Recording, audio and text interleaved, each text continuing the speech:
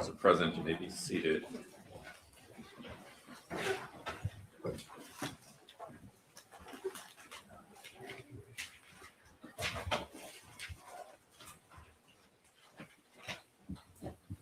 right, you're still under oath. Please continue. Thank you, Your Honor. Good morning, Mr. Smith. How are you? Morning, Trey. Thank you. Good. Okay. I think where we ended up yesterday, we had talked about I showed you a picture of Ms. Grossman's vehicle, and you agreed that the vehicle at the scene, what you saw at the scene, had all the lights in the front intact. You recall that? I do recall that, yes. And then at the time that you did your inspection, the lights on the right side of the vehicle in the front had been removed, correct? They weren't there when I did the inspection. Correct. Right. Okay. All right. You did not check the lights on the vehicle to determine if they were operating. Is that correct? That is correct.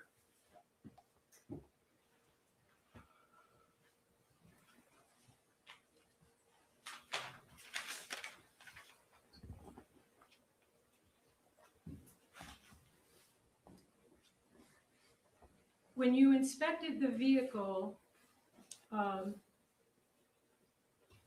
would you agree that the emergency crash system, which had disabled the vehicle at the time of the collision, was no longer disabling the vehicle? I don't really understand the question. All I know is I don't know about that system. All I know is that I was able to start the vehicle and drive it after my inspection. Okay, so when you inspected the vehicle, the only issue that you had in getting the vehicle to operate was that the battery was dead. Is that correct? That is correct. Okay. And you tried to start the vehicle, and that's how you determined the battery was dead, correct? Correct. When you tried to start the vehicle, you would agree that would be an ignition cycle, correct? That is reasonable, yes. Now, how many times did you try to start the vehicle before you realized that you were going to have to jump it? I would say once or twice at best. This was 6 years ago, so I don't remember that exactly. Okay. And then once you jumped it, you were able to depress the accelerator and fuel went into the engine, correct? That is correct. So if the fuel pump had been disabled when the airbags went off, that was no longer the case with the vehicle when you inspected it, right? We're speculating that the fuel pump went off during the airbags. That's plausible.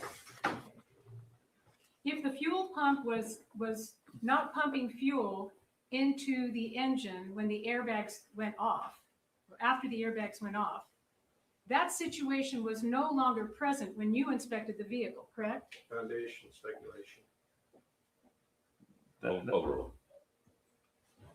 Overrule. That's correct. We're starting to get away from my scope of my inspection, I feel. I don't speak on if the airbag went off or if the fuel pump didn't work. I don't know. Understood.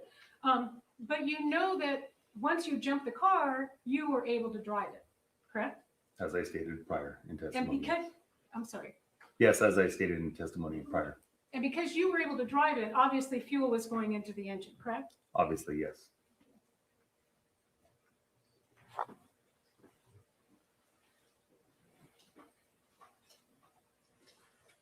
I think you mentioned yesterday, it was clear when you inspected the vehicle that someone had worked on the vehicle, correct? I don't know if that was my words, but it looked like possibly someone had been to the vehicle prior to me based on the engine cover being dislodged and whatnot. And you opened the hood of the vehicle, correct? Correct. And when you opened the hood of the vehicle, you saw that somebody had been working in there, correct? Working, I could tell stuff has been in disarray, yes. Is it true that you were provided no records of who worked on the vehicle before you inspected it, correct? Correct. And you don't know what work was done on the vehicle before you inspected it, correct? Correct. Now, you mentioned, I think, that you drove the vehicle for about 15 minutes. Is that right? That's correct. You drove it around the tow yard. Is that correct? Yes. Did you only do that once? I drove up and down the street a few times in order to check those systems, as I testified prior yesterday about. Well, I had noticed in your report that after various sections had been inspected, there was a comment that you had got in the vehicle and drove it for 15 minutes. So my question is, did you only get in the car one time and drive it for 15 minutes? Correct. And check each one of those segments, as I stated in my report. You did not inspect the airbag module, correct? Correct. You wouldn't even know how to do that, right? That is correct. That's beyond the scope of my inspection. And is it fair to say then that you did not review the EDR? No, Yes, Or- it is. yeah. fair to say that. that is correct. I did not. My fault. with Check the EDR. Double negative. Sorry about that.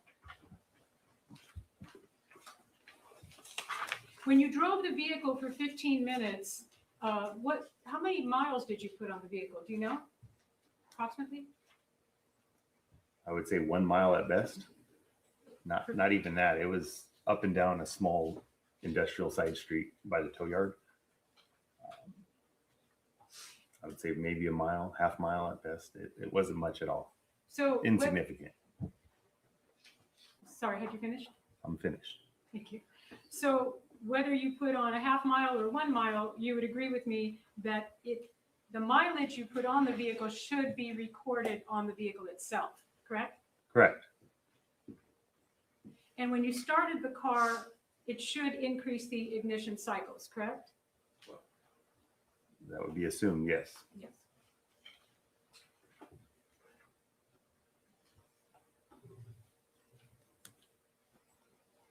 Did you check the electrical system to determine whether or not there was a short in the system? I did not check. Did you do any inspection of the electrical system at all? No.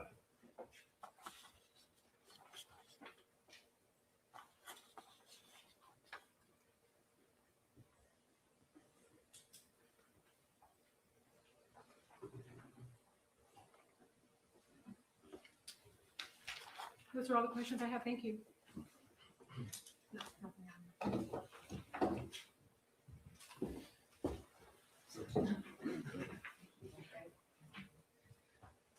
Good morning, officer. Morning. All right. So you were asked about.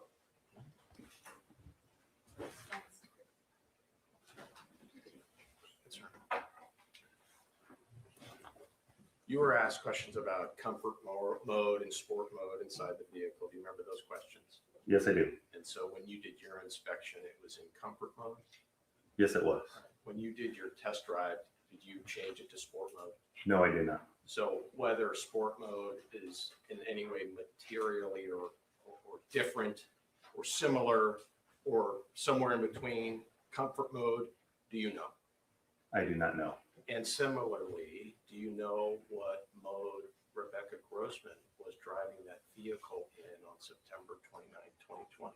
I do not know that. You did your work here December 2020 December 4th, I believe. of 2020? 2020, yes. All right, so if the LA County Sheriff's Department accessed that vehicle before you to do the download of the event data recorder, would you have any knowledge if that even occurred? I would not know. Based Based on what you know, could that result in parts being removed in order to perform that download? Yes, that'd be reasonable.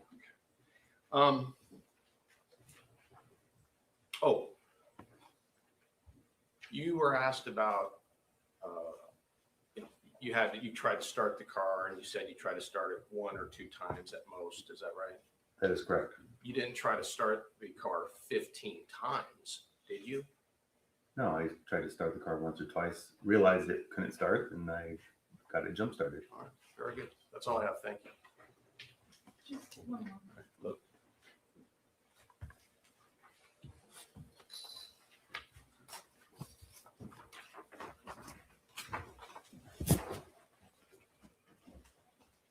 Mr. Smith, when you inspected the vehicle, you found the vehicle in comfort mode, correct? That is correct. And you don't know if anyone prior to you got in there and in any way tampered with it or changed it from the way it was being driven on the night of the incident, correct? I do not know that. Thank you. Nothing further. Any questions for the jury? Mr. Trice, thank you, Officer. Sir, you're excused. Thank you.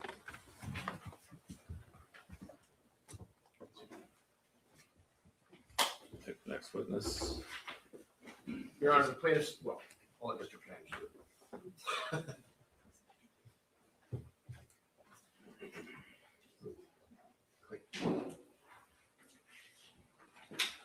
Claims called Royce Clayton.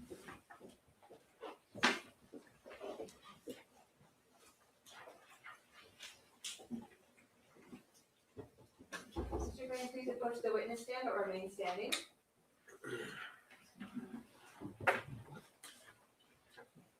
Please raise your right hand. Do you solemnly say the testimony you may give in the cause now pending before this court to be the truth, the whole truth, and nothing but the truth, so help you God? Yes. Please be seated.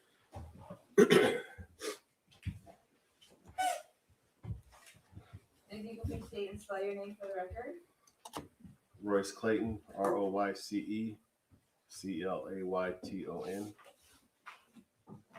Please proceed. Good morning, Ms. Clayton. Morning. Have we met before this morning? No. Did I talk to you on the phone before you came here and tell you certain orders of the court that we have to comply with here today? Yes. Okay. Ms. Clayton, you grew up in Englewood, Yes. attended St. Bernard's High School in Playa del Rey by the beach in the South Bay. Yes. And after high school, what did you do, Mr. Clayton? I started my professional career in baseball. Were you drafted in the first round by the San Francisco Giants? Yes. What number player were you in the draft? 13. So of all the players in the United States, you were the 13th player drafted in the world, actually, because the draft encompasses the world. You were the 13th player drafted that year. What year was that? 1988. 1980. That's when you graduated high school. Correct. You then went into professional baseball, played in the minor leagues. You eventually were elevated to Major League Baseball. Yes. What year was that? 1991. How many years did you play in the major leagues? 17. How many different teams did you play for? 11. You had a pretty good career? I'd say so. I was happy. You, in 2000, you were the head baseball coach at Oaks Christian High School. Is that correct? Yes. And you had worked before that with youth and training them in life, but also in baseball. Yeah. Charitable endeavors, clinics. Baseball has just always been a part of my life. While you were in Major League Baseball, the Players Association would provide information to the players. Correct. There would be people that would come speak. For example, gambling. People would come talk about the risks of players gambling in sports. Yes. They would come talk about the risks of taking performance-enhancing drugs. That wasn't a topic till later in my career, but yeah, it became one. Alcohol and drugs. Yes. Major League Baseball would provide speakers and the teams to alert players about the risks of alcohol and drugs in motor vehicles. Yes. And you knew, as did your teammates and your knowledge, that it was dangerous to consume alcohol and drive. Yes. And you knew that. You've known that. You didn't need to go to MLB to learn that. You knew that once you got your driver's license here in the state of California. Yes. Mr. Scott Erickson, you knew him at the time for approximately 30 years. Is that right? Roundabout. Yes. You never were on the same team, were you? No. But you competed against each other some years. Actually, were they having interleague play when you were playing? Yeah. The latter part. So you would play, like he might have been in the American League, you're national, vice versa. So you play against each other. You've been involved in baseball events, players association, golf tournaments, things like that. Yes. Over the 30 years, you developed a relationship where you were friends. Yes. After you retired in September when you were coaching at Oaks, this was during the COVID. Do you recall that? I do. So I assume school was limited at that time for you, for attendance for kids? Yes. And baseball, were you able to do much with baseball at that time?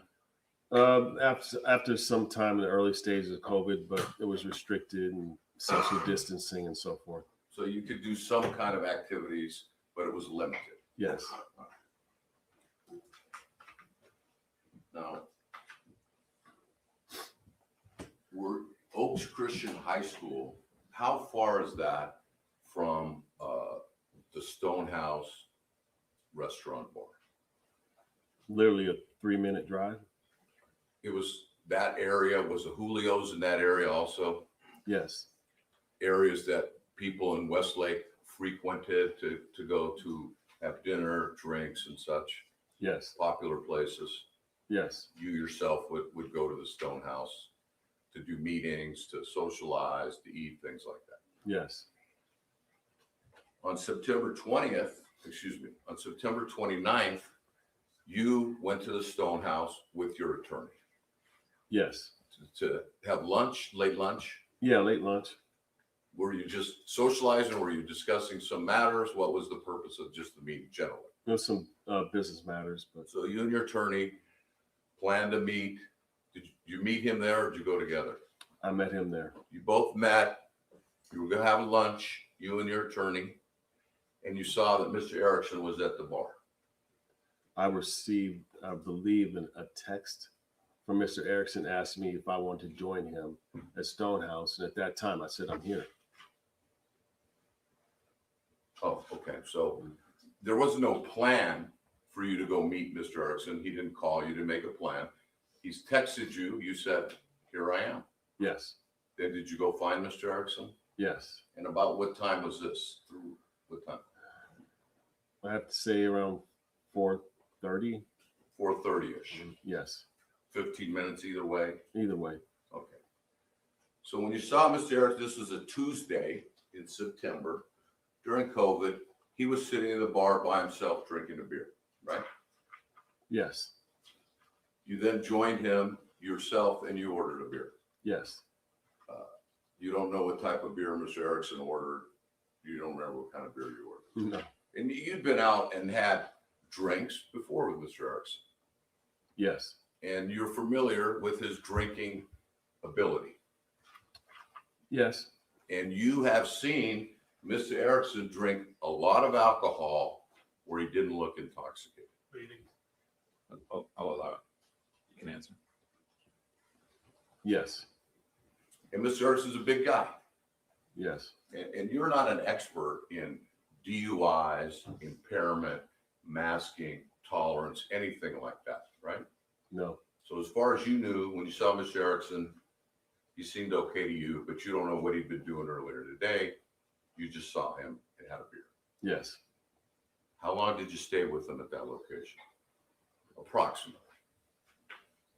Approximately an hour and a half. Did Mr. Erickson then ask you to go with him to Julio's to meet someone? Yes. Who did he tell you he was going to meet? Rebecca Grossman. Did you know who Rebecca Grossman was at that time? I briefly met her one time previous. So this would have been, or this, withdraw the question. At the time that you were at the Stonehouse, September 29th, when Mr. Erickson said, would you like to go meet with me and Ms. Grossman? You had met her one previous time. Yes. And that previous time you met her, she was at the bar with Mr. Erickson drinking at the Stonehouse restaurant. I don't recall if she was drinking or not. You don't recall what? I don't recall on that incident if she was drinking or not. I don't recollect that. I don't know. Mr. Erickson was drinking, wasn't he? I don't recall. I can't say exactly, so I can't say. Have you that. ever seen Mr. Erickson in the Stonehouse bar where he didn't have a beer? No. I want to show you Exhibit 60. This is a photograph of the area so we can orient everyone where we're at. We can put that up. It's going to be on the screen in front of you and on the wall. If you can see that okay, Mr. Clayton? Yes. I can go up there right without asking on this, not for him. Okay, I got it. Okay, Mr. Clayton, can you see this, map here, exhibit 61? I can see it here as well. Okay, that's fair enough. Yeah. I'm now pointing Mr. Clayton to a red circle of a place called the Stone House. Does that look like to you the location where that restaurant was and bar was located? Yes. Could you walk us through, the yellow circle, is that Julio's? Yes. Eventually, you and Mr. Erickson left the Stonehouse bar, right? Yes. You both drove separately. Yes. You had your own vehicle, Mr. Erickson had his. Yes. Did you see Mr. Erickson drive to the Julio's? No. Were you parked in a different location at the facility? Yes. So you took one route, he took another. Eventually, you arrived at Julio's. Yes. About what time would that be, Mr. Clayton? Approximately. Approximately 5:30, 6 o'clock. When you arrived, as was probably not uncommon, as you walked in, you saw parents of children that attended the school that you were the coach. I saw some other coaches. Coaches from Oaks Christian. Yes. So then you spent some time visiting with them. Yes. When you finished visiting with the coaches, Mrs. Grossman had not arrived, had she? No. What did you do when you finished visiting with the Oaks Christian's coaches? What was the next thing you did? I sat down with Scott. Mr. Erickson? No, I'm sorry. That's okay. Corey, we got to say Mr. full Erickson. name or when they're an adult. That's okay. So Mr. Erickson, you went over and where was he sitting? Outside? It was an outdoor patio. And that's where they serve food and drinks? Correct. He wasn't eating anything, was he? No. As you sat down, Mr. Erickson had already ordered drinks. Yes. When you sat down, Mr. Erickson was already consuming a margarita. Leaving. Sustain. Was Mr. Erickson drinking when you went to the table? Yes. What was he drinking? A margarita. Did you know, let's put up exhibit 78. I'm going to show you, you've been to Julio's on a number of occasions. Yes. You're familiar with what happens there, the food, the alcohol and such.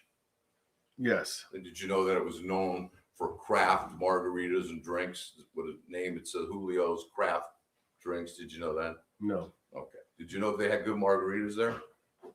I'm not a big margarita person, but I'll indulge here and there, but I couldn't be the judge of whether they have good or bad margaritas. Did Mr. Erickson order the margarita for you? Yes. So when you sat down, there already was a margarita there for you? Yes. And while you were there, did you see Mr. Erickson drinking a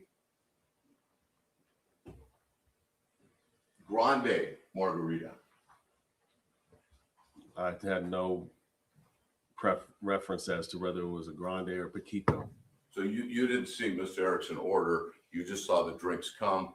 You don't know whether he ordered a single, double, triple, grande, small, no alcohol, you don't know. No idea. Okay. But he did order those two drinks to the table before you got there.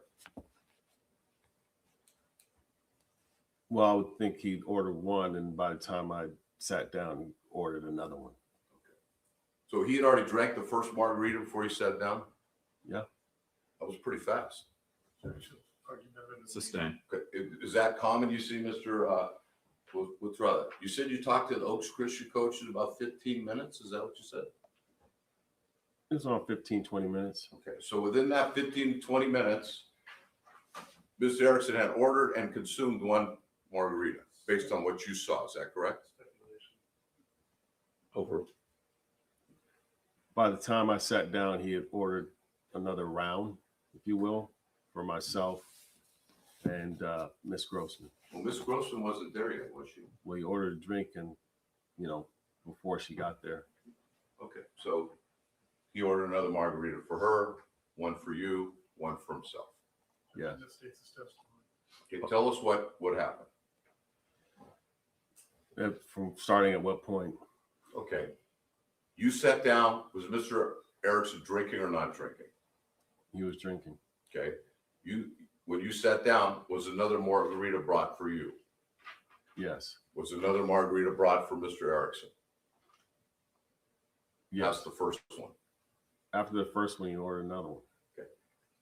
Was anyone else that arrived have a margarita? He had a margarita waiting for I guess he knew she was coming shortly, and he ordered a drink. So when she got there, her drink was there. About how long do you think you stayed? Approximately. 35 minutes, 40 minutes. Mr. Clayton, since this occurred, this would be the fourth time that you've actually testified, correct? Don't tell us what, but It seems more than that. many, many statements for the police. Countless.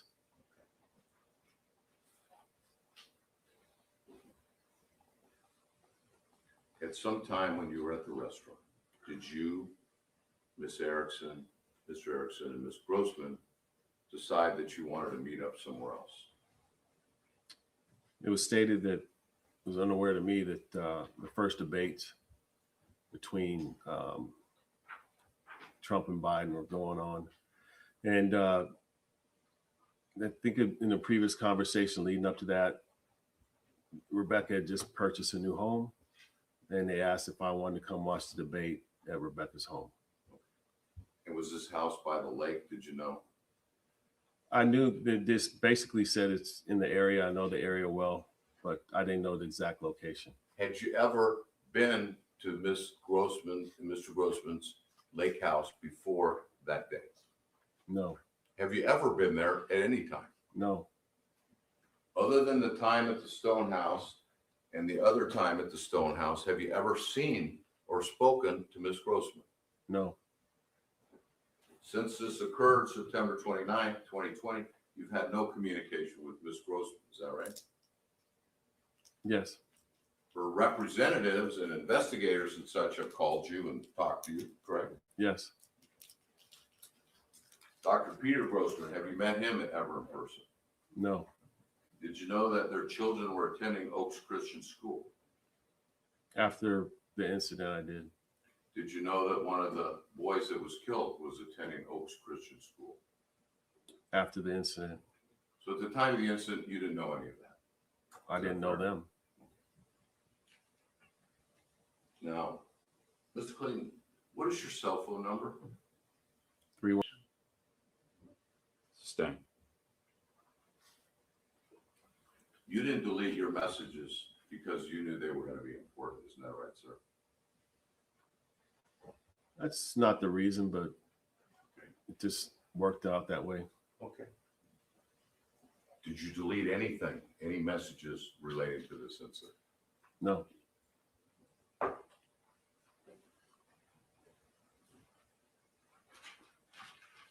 Now, Mr. Clayton,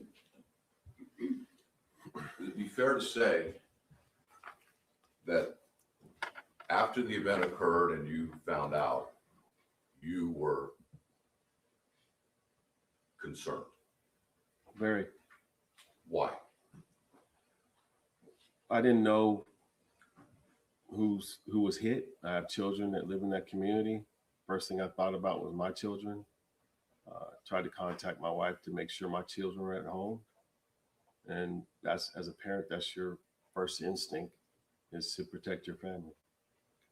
And from the time that you first learned of the incident until the time that you contacted the police department, it was weighing on you, wasn't it, sir? Yes, It was causing you upset and distress. I thought it was a horrible thing to happen to children. And you were concerned because you might have information about the incident. Overall. it was, you put yourself in the place of those parents that lost their children, and it's unimaginable. And I know as a parent, I would want some type of closure or some type of conclusion as to what happened. And I'm going to get back to the scene, but I want to go past it. I want to go to the next day. Now we're on September 30th. September 30th, you had gone to do some surfing in Malibu. Yes. Oh, wow. What did you do on that day, sir? I went to surf. Is that something you like to do? Yeah, I love it. It's therapeutic. I just know it's a way to get certain energy off of you or into you or whatever. That's what I did. And about what time did you, which rather quick, where did you go surfing? Surf with a friend at what was he there? Little Doom, which is in Malibu. Do you know where Mr. Erickson lived at this time? He moved around quite a bit, so I don't know if he had a. Do you know whether he was living in Malibu around this time? I didn't know. So after you went surfing, were you with someone that you went surfing with? Yes. After you both finished, in the afternoon, did you go to some restaurant in Malibu? Yes. And where was the restaurant located? Point Doom. Was the restaurant in Point Dune, which Pacific Coast Highway goes down the ocean, and on one side is the ocean, on the other side is the land. Yes. You right? Yes. Which side was the restaurant on that Mr. Erickson was in the day after this occurred? The ocean side. Was it elevated, overlooking the ocean? Well, describe what it looked like. It's in a little shopping center, but from sitting in the restaurant, you can't see the ocean, but it sits on a hillside. When you walked in, did you see anyone you recognized? Yes. Who'd you see? Mr. Erickson. And what was Mr. Erickson doing? This would have been within 24 hours of the collision, right? About what time was it? About 5:30, 6 o'clock. So 23 hours approximately later, he was in the restaurant. What was he doing? I was eating a hamburger and having a beer. Did you go up to him? Yes. Did you say something to him? I don't recall. I did speak with him, but I don't recall what I said. Do you remember telling Mr. Erickson that you couldn't believe what happened with those boys as they were gone? I'm sure at some point in time I did refer to that. All right, let me see if I can refresh your recollection.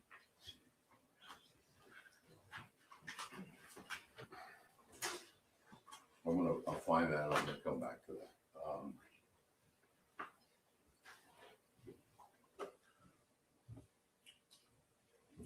Did Mr. Erickson look to be worried or concerned in any way when you saw him? That day? He looked frazzled to me because I know him. He looked out of sorts, I guess. So let's go back now to Julio's. By the way, when these times that you've been with Mr. Erickson, he's consumed alcohol, you ever see him take an Uber? Oh, No. ever see him have a designated driver? Over. No. But as far as you knew, based on seeing and talking to him, you thought he was okay to drive, at least based on your knowledge. At what point in time? The time you left Julio's. Yes. Well, you certainly weren't going to tell him not to drive. Was that true? Yeah, if I felt he was stumbling or incoherent, I would suggest that he didn't. Do you know the difference between mental and physical impairment and alcohol? I'm no expert. Okay. Did you defer to an expert on that? Sure. And I want to show you something. This here.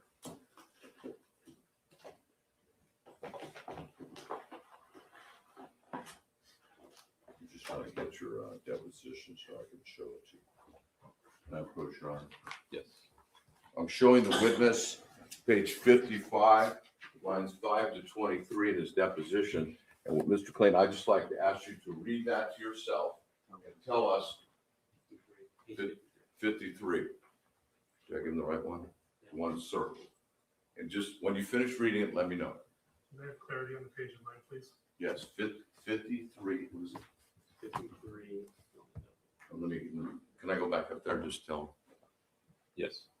10 through, sorry, 5 through I can't even read that. What does that say? Which one? Just the lines. No.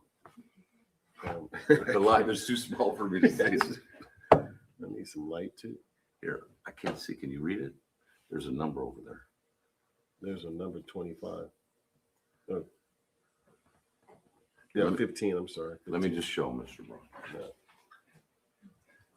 53, 5 through 23. 5 through 23. Thank you. Okay. Now, Mr. Clayton, did you have a chance to read that? I really couldn't see it. I need more, a little bit more light. You can't really see. No, I need some more light. If I, Do we have any bigger print? Can we just put it up for the witness bigger so he could see it, not anyone else? And then maybe you could see it. Yeah.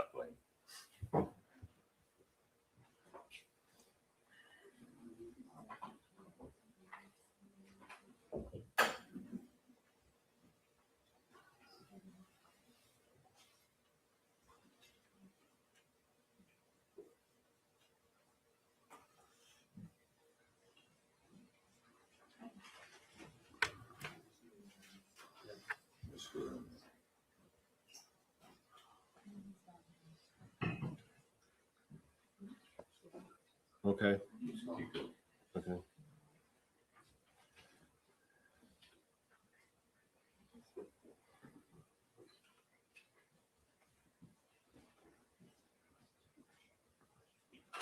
Yes. Does that refresh your recollection about your interaction with Mr.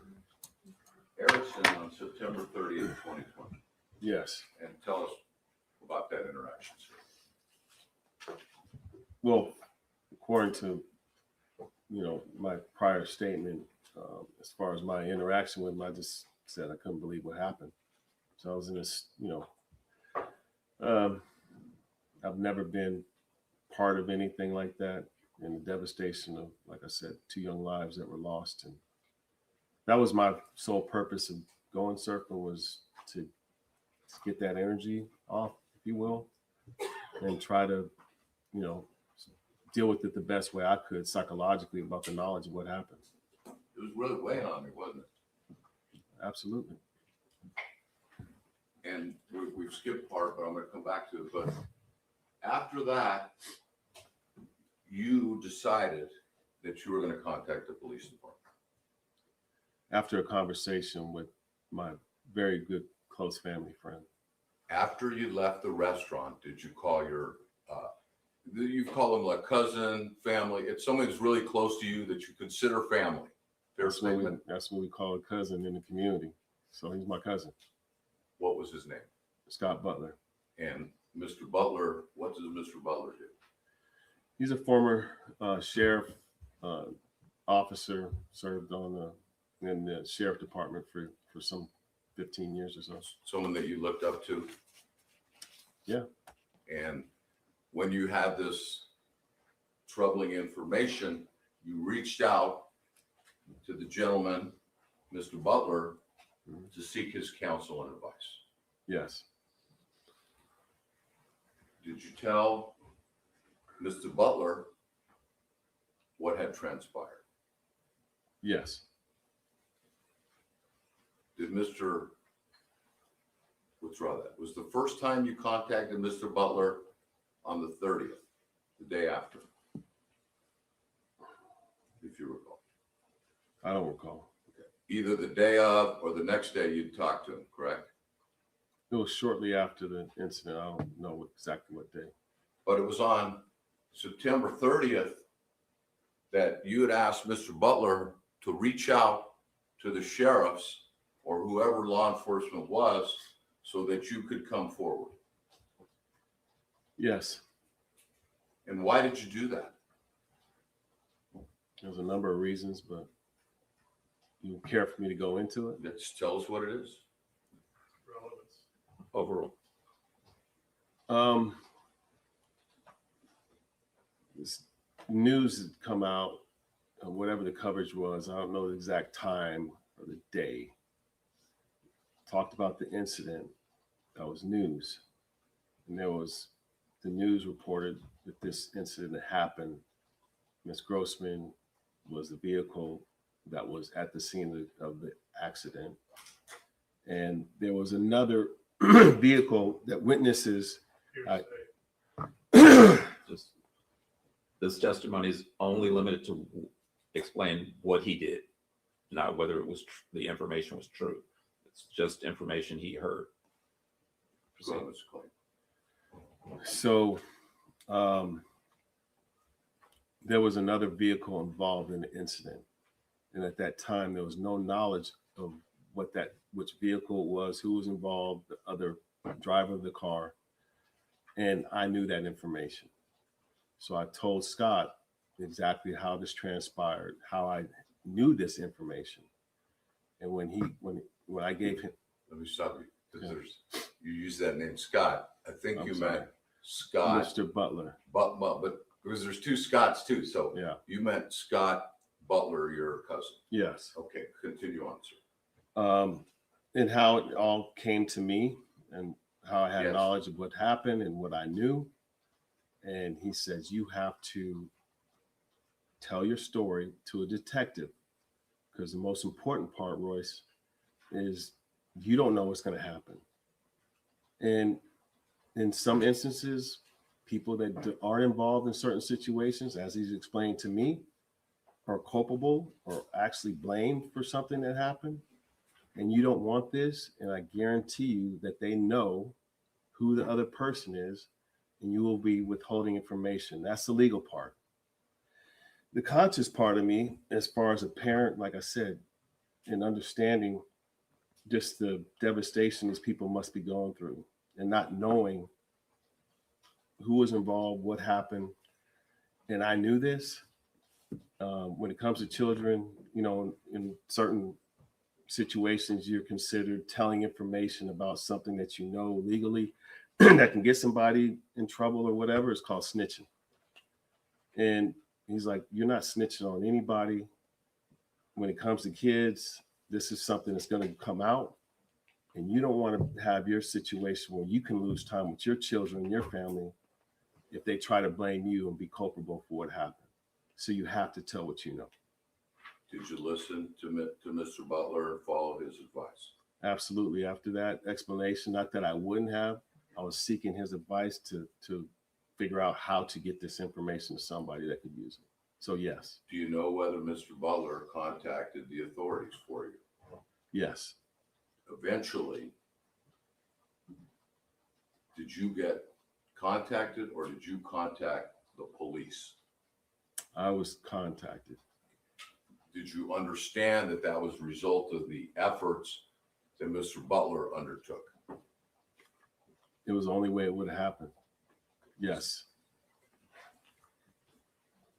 And on September 29th, the day after, at about 11:45 p.m., 15 minutes before midnight, did the police call you? States the evidence. I'm sorry, was it the 29th or 30th? 30th. Thank you. I'm sorry. I'll rephrase. On September 30th, 2020, did an officer from the Los Angeles County Sheriff's Department call you at approximately 1:45 midnight the same day that you'd seen Mr. Erickson with friends in Malibu? I don't recall if it was the same day, but I was contacted by an officer. Okay, well, I want to show you first exhibit number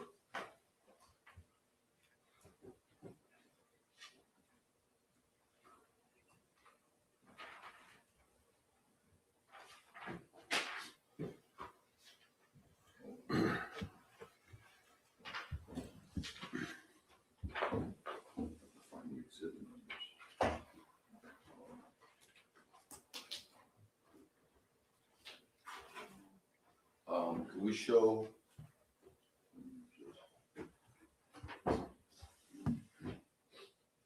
Can I just approach the what is it showing something refresh? It's exhibit number.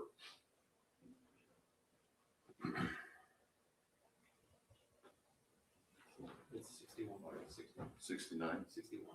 61, council, exhibit 61. The only concern I have, Mr. Panish, is I know you've written on that document, so.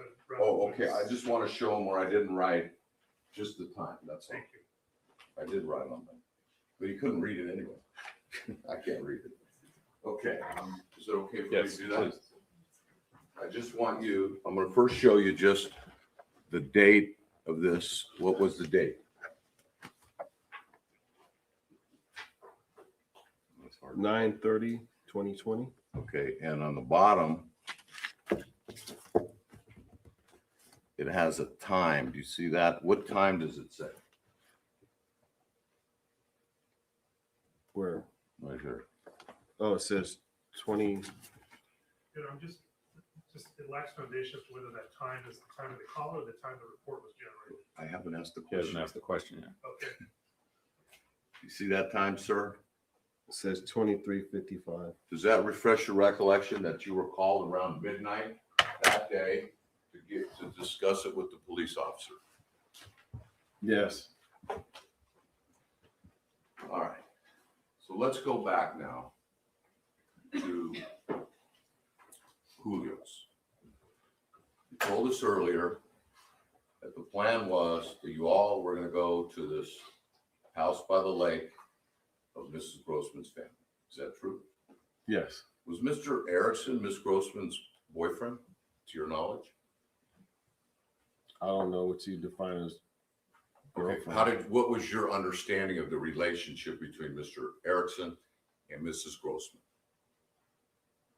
If you I have guess any- he would, yeah, he did refer to Miss Grossman as his girlfriend. Did you know that Mrs. Grossman was married at that time? No.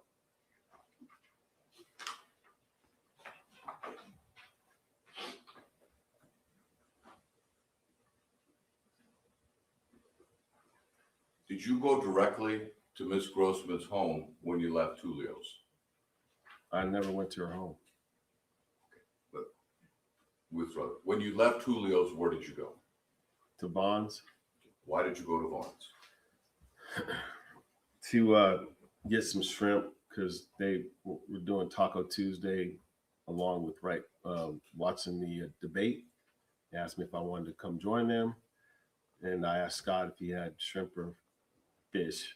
He said no. I have chicken and beef, carne asada. And I said, well, I'm pescatarian, so I got to go to the store. I'll meet you guys there. I'm going to go grab some shrimp. And I went to the store. What store did you go to? Bonds. Is that in the same shopping center? It's across the street.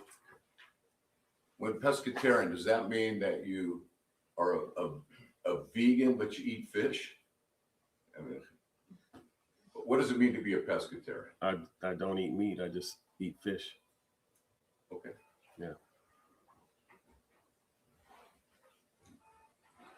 You went, about what time is it that you were at Vaughn's?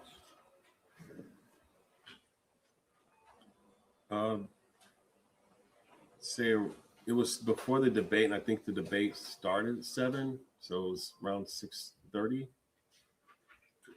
It could have been later, sometime between 6:30 and 7. Yes. Did you know where Mrs. Grossman lived to drive over there? No. How were you going to find out where she lived and how to get there, since you'd never been there and you didn't know where she lived? Well, that's why when I got out the store, I called Scott to get the address. This is after you bought the fish? Yes. You got your groceries, you're going to your car, you pick up the phone. Do you then call Mr. Erickson to find out where you're going? Yeah, because I Does Mr. Erickson answer? yes. What does he say? My conversation with Scott was, hey, I don't have the address. Can you send me the address? He said, well, there's been a horrible accident, so you can't come. This is not going to happen. Did he just hang up? I don't recall. Okay, let me show you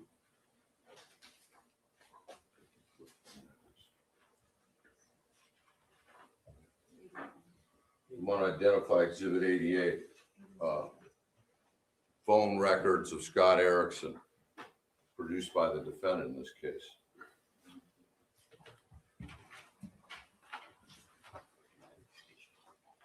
When you left Julio's to go to the market, tell us about the lighting conditions at around 7 o'clock. It was, I think it was kind of still daylight savings time, so it was still bright out regardless of the time. I'm not a big person that pays attention to the time of day. I kind of judge by being in the water, you know, times by if the sun's still out, where the sun sits, and kind of in that kind of mind frame. Did you make a comment like it was light enough that you could go out in the ocean surfing? Absolutely. Okay. Can I approach the witness with the exhibit that I just identified? What page number? Pardon me? Page number? Well, I'm going to give him the whole exhibit. I'm going to ask about various pages. This page, there's a total of 88.5, 88.6.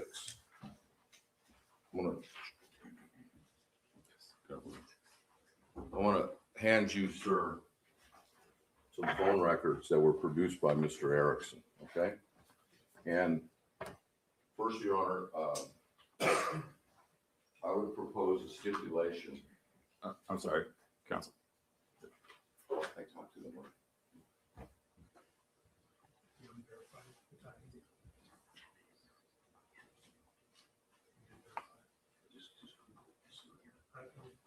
They don't say it's- That's fine. Okay, so the stipulation is as follows between all counsel. UTC time is 8 hours behind Pacific Standard Time. During daylight savings time, there's a 7-hour difference. So 8 hours regularly, 7 hours during daylight saving, UTC time. You're not, don't worry about that. I'm not going to ask you about that. Okay, Mr. Clayton, if you look, do you know Jeff Boris? Yes, Now, who's Jeff Boris? he's a sports agent. He's a lawyer, sports agent. I didn't know he's a lawyer, but he's a sports agent. And did he represent you? No, He's with the Beverly Hills Sports Council. He was. for a long time. Dennis Gilbert. Yep. And they represented Mr. Erickson. Did you know Yes. that? And you know Mr. Boris, he lives out in the Westlake area, doesn't he? I'm not sure. I thought it was Calabasas, but Okay, Yeah. fair enough. So if you take a look on those records, at first I would like you to look, maybe we could just put it up for him, number 16, 17, it's 9:29 at 7:20 p.m. Just so I you could see that. it. Yeah, I could see it. Is that your phone number, sir? The second one. Yes. And the other number is Mr. Erickson's number. I don't know. That's his number. Could you check it out on your phone for us? I don't have my phone on me right now, but But you do have your phone and you could easily determine if that's Mr. Erickson's number, right? if it's still the same number. Right. I have. Well, I'm just talking about at that time. Yeah. Well, you were also having text messages with Mr. Erickson on the same day, weren't you? From his cell phone? Yes. Okay. And I'm going to represent to you, those are Mr. Erickson's phone records, okay? Okay. Not your phone. Those aren't your phone records, are they? No. So on Mr. Erickson's phone records, on number 16, 17, is there a call for 4 hours and 18 minutes? 4 minutes, 18 seconds between you and Mr. Erickson. See that? Yes. That would have been, does that appear to you to be the first call that you received, that you had with Mr. Erickson? According to this record here, yes. According to Mr. Erickson's record. That's what it says. According to Mr. Erickson's record. yes. Then, if we look, items 20 and 22, There are up to 25, 2 calls, one 3 seconds, probably not received, and then 21 seconds. Do you see that, sir? Yes. Then if we go down, 8:10, there's a 4-minute, 10-second call with Mr. Erickson. Is that right? It's the other I'm sorry, what? Jeff? one. This is Let the other let me one. see council sidebar.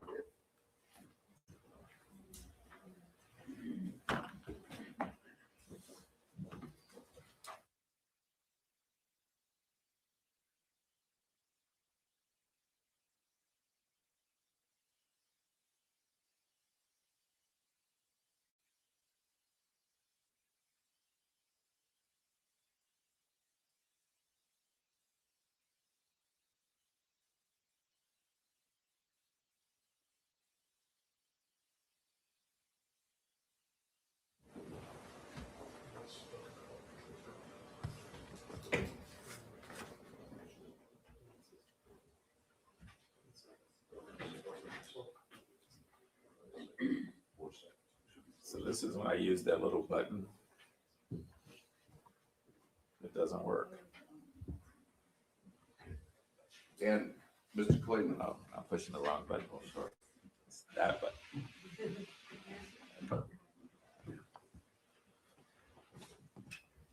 Mr. Clayton, the judge pointed out to me that the entries are the 30th on the UTC time. Do you see that? Yes. Okay, and that's why we have the stipulation. We subtract the hours. If you subtract 7 hours, that takes you back to the 7 time that I told you. Okay.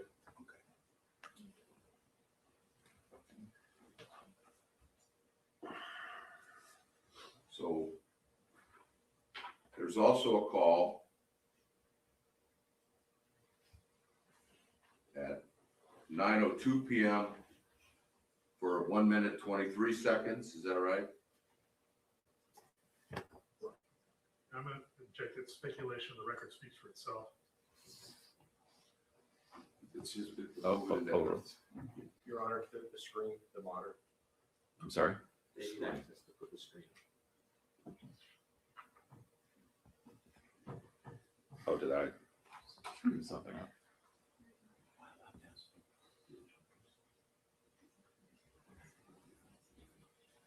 Good.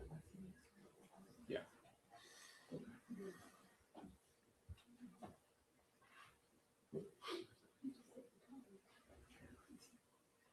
Are you publishing this to the jury as well? Sure.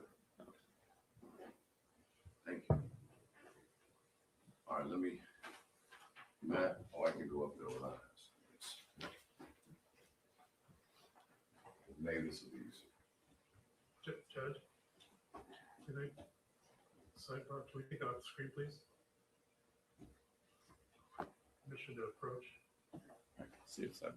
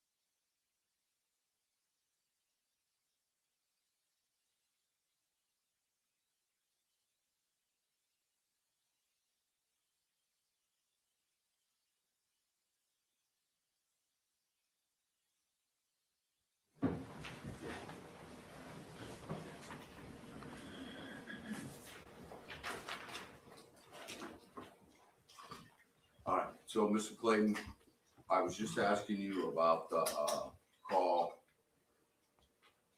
By the way, do you have Jeff Boris's phone number?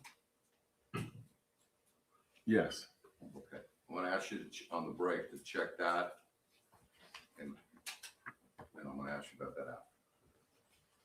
So at 9:29:20, at 9:20, was there a call with you and Mr. Erickson? Can you refer by the line item? 3233. The line Just item. just highlight it on the screen. If you look on the screen, Mr. Clayton, I think they're trying to make it a little bigger for you. Okay, thank you. You see that? Yes. They were, Finally, Mr. Clayton, if we go to 3435, again, it's like a short, somewhere 15 seconds or so.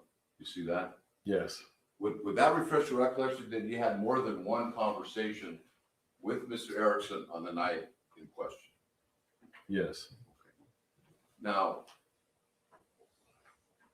when you were having these conversations, did Mr. Erickson appear to be coherent to you?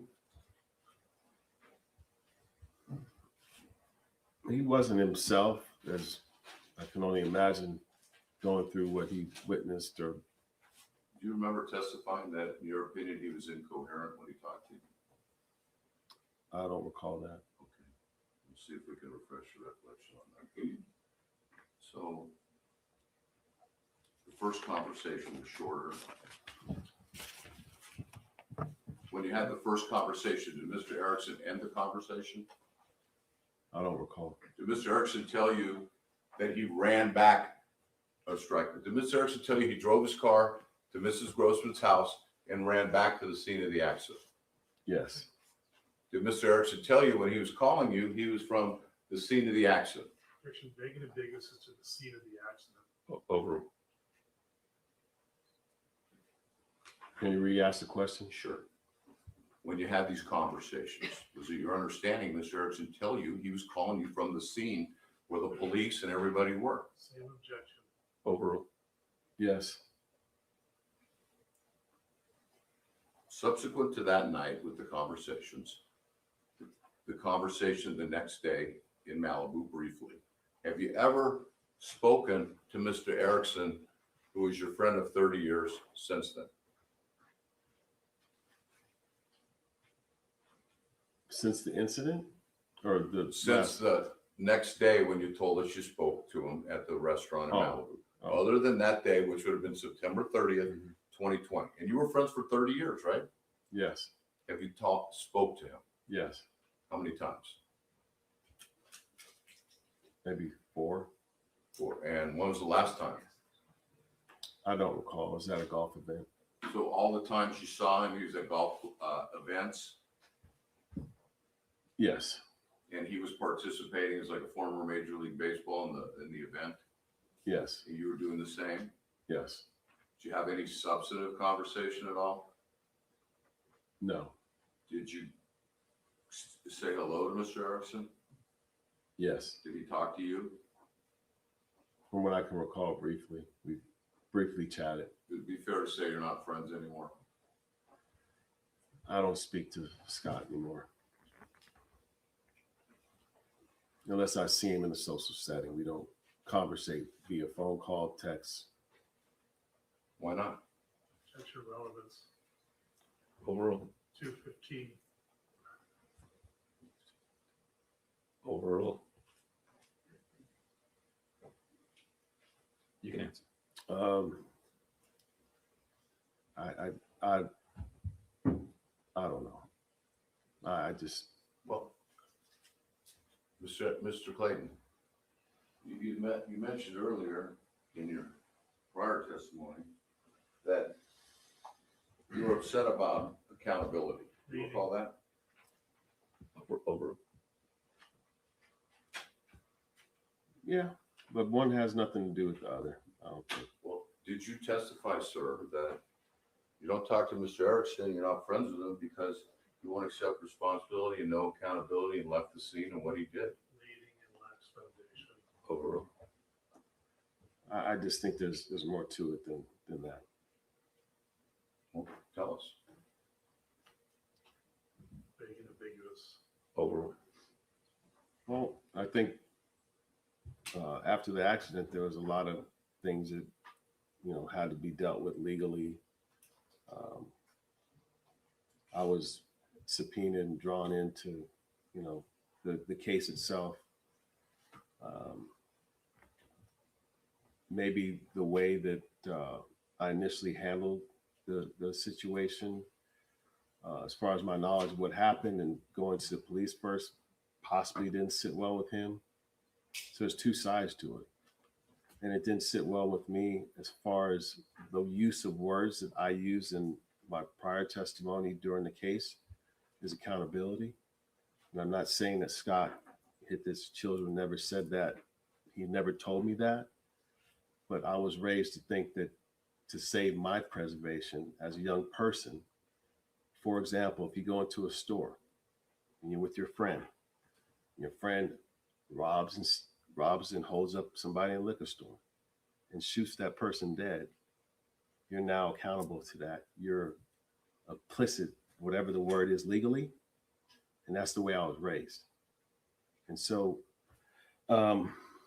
my conversations, these number of conversations that you see on this billing, was me asking Scott to take some type of accountability by making sure that whatever happened, the parents would understand it, not understand what happened, but understand his involvement. And just overarching, have some type of accountability. Now, I'm not saying I'm here to judge, be the practice of whatever somebody's supposed to do ethically. But I think those contributing factors is the reason why Scott and I don't talk. You felt going to the police was the right thing to do. Royce Clayton felt that was the right thing to do. Right. Whether it was someone that you knew for 30 years or someone that you just met, in your Royce Clayton's mind, the right thing to do was to tell the authorities. The right thing to do would have been to stop.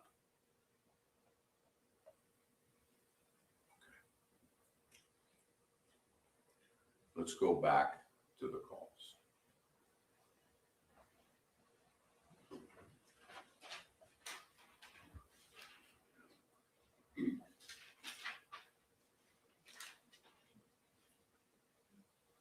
Mr. Erickson, strike it. Tell us what Mr. Erickson told you when he was at the scene talking to you on the phone about what transpired. Hearsay. Overruled.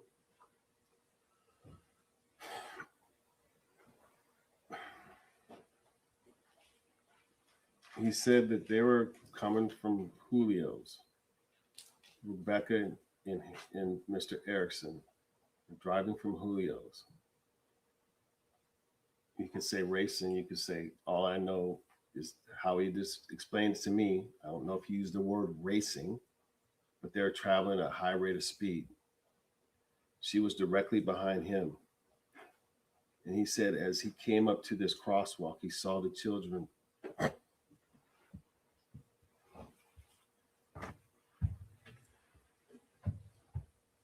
Mr. Clayton. Is there some water? There's some water behind you.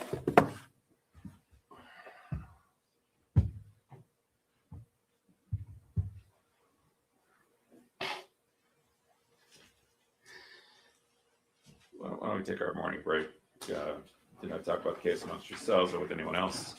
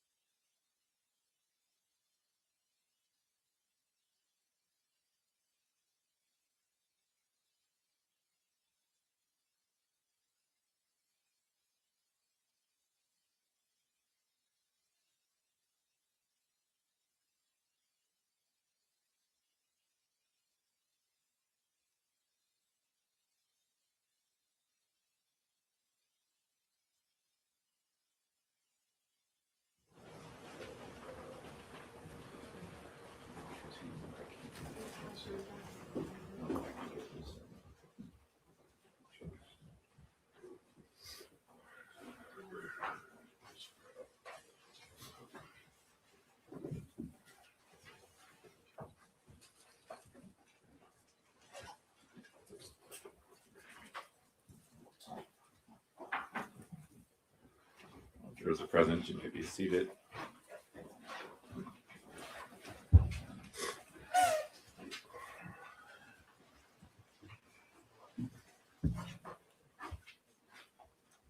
You all right, Mr. Clayton, ready? Yeah, sorry about that. Thank you. Mr. Clayton, on the break, you were able to look on your phone to verify some numbers. Do you recall that? Yes, Okay. Mr. Erickson's number. Objection, privacy. Well, without reciting it, Without reciting it, did you verify his number is the records that you were looking at? yes, Did you verify that a number in there was Rebecca Grossman's number? it said it on the page, yes. Did you verify Jeff Boris's number? It said it on the paper, yes.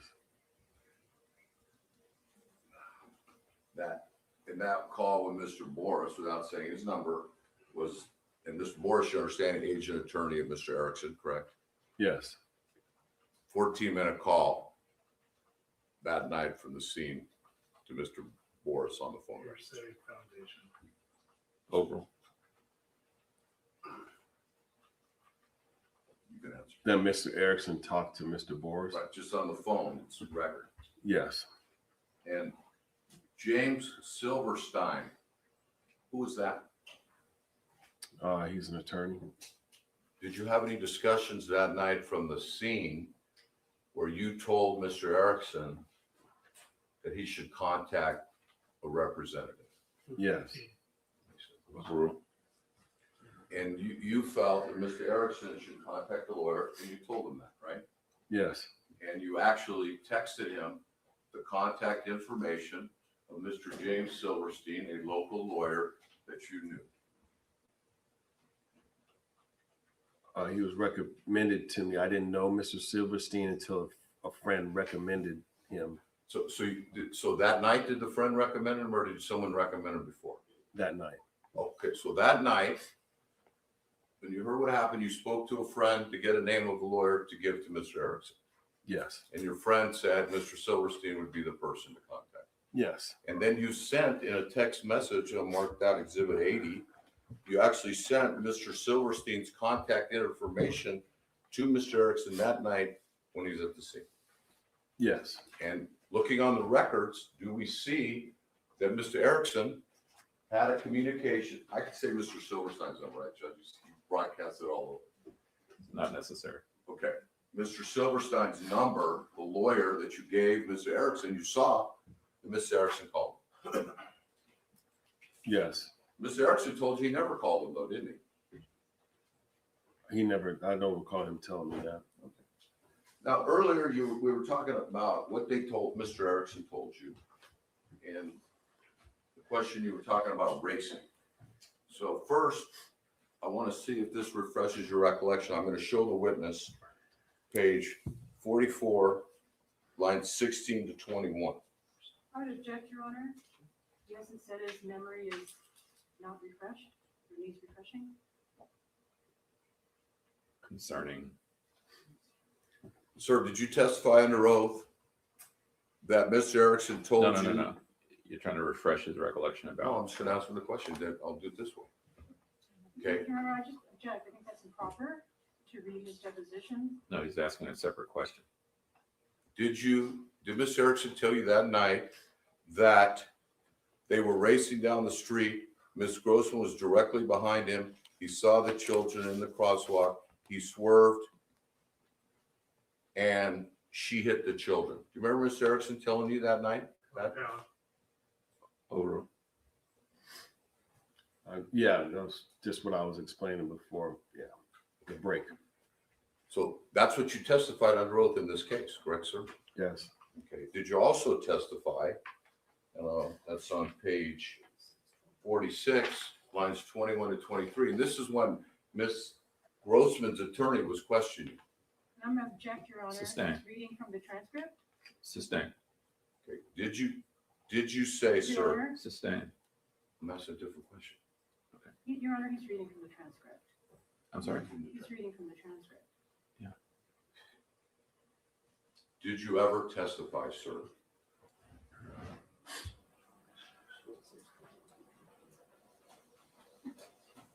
That Mr. Erickson volunteered information to you and told you that him and Miss Grossman are racing down the street?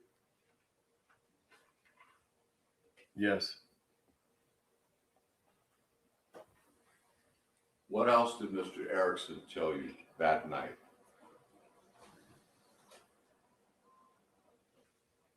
That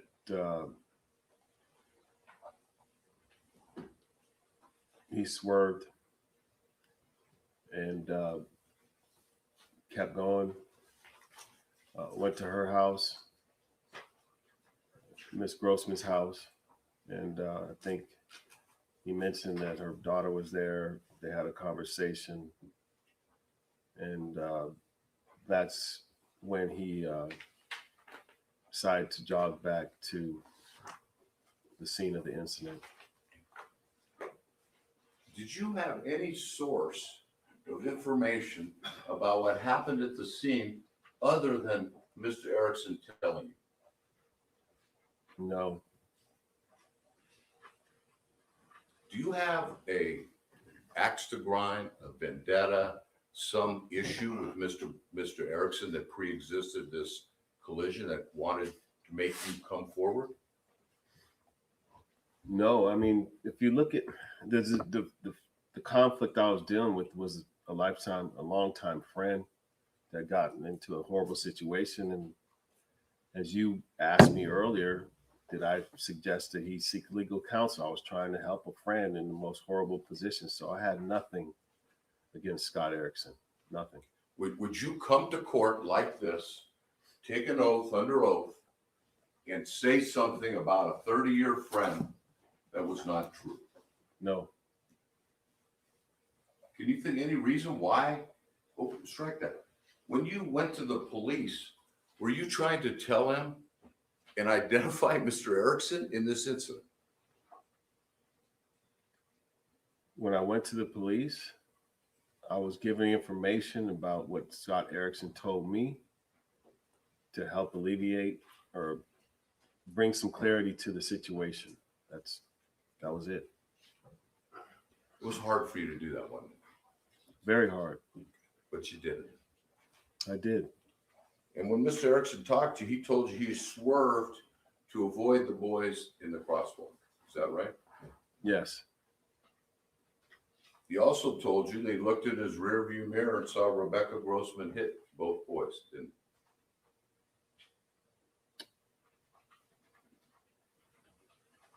he? Yeah.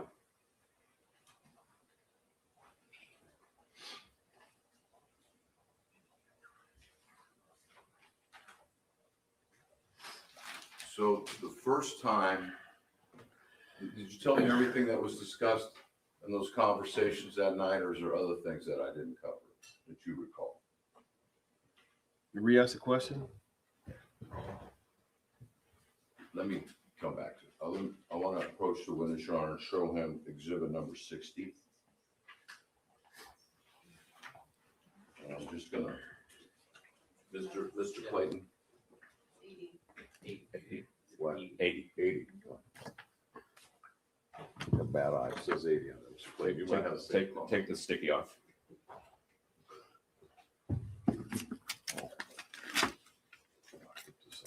Oh, Doesn't get.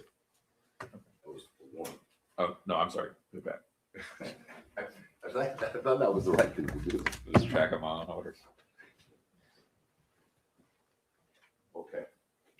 You recognize those text messages, Mr. Clayton?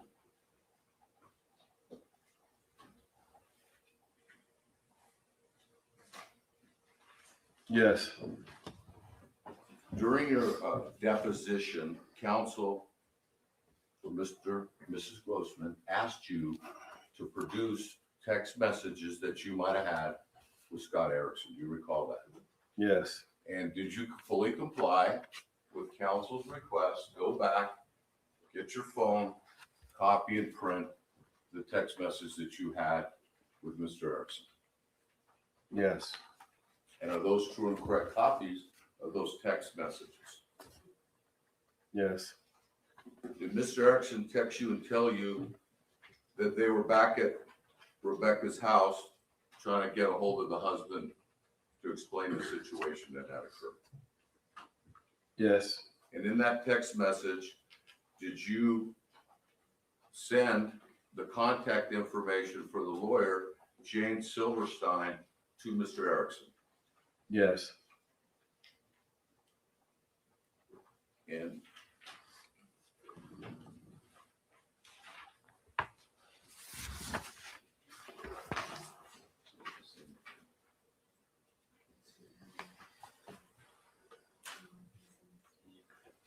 can you turn to the second page? It's Exhibit 80-2. And at the top, it says, there's I assume everything in the white is written by Mr. Erickson and the green is by you. Does that seem right to you? Yes. Mr. Erickson writes to you in the next message, and I don't see the date, but there's a message on the 29th, and the next one that has the date is October 1st. So there's one day in between, which would be the 30th. You see that? If you go to page 2, you'll see the date, October 1, 2020, 8:52 p.m. when Mr. Erickson is texting you. You see that? Yes. And before that, there's 3 texts or 4 texts on that page, either from September 29th or September 30th. I can't tell. Can you? Yes. September 29th. On They're the all first 29th? page. The next page says October 1st. That's after. not till the after last. 4 texts, right? Yes. Okay, so is it your assumption that the 4 texts on the second page of 80-2 were sent on the 29th?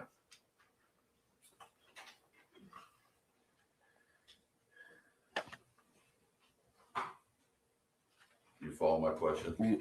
No, I don't. Okay. You said the 29th is So- the last text. It says call me That's ASAP. what it says. Oh, sorry. Let me try to help you. The first page, all are text on October 29th. Yes. Excuse me, September 29th. The second page, it doesn't have any, let me just make sure, hold on. Okay, that second page is okay, 80-2, if we could put that up.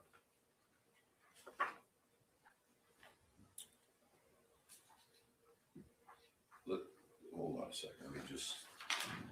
Do you have a redacted of the first page? Okay, let's put see the redacted without before showing it to anyone. Okay, so let's go to the first page. And don't be concerned with the part that's redacted. We just want to talk about the first part, okay? So you see the time, if we could put that up, Your Honor, thank you.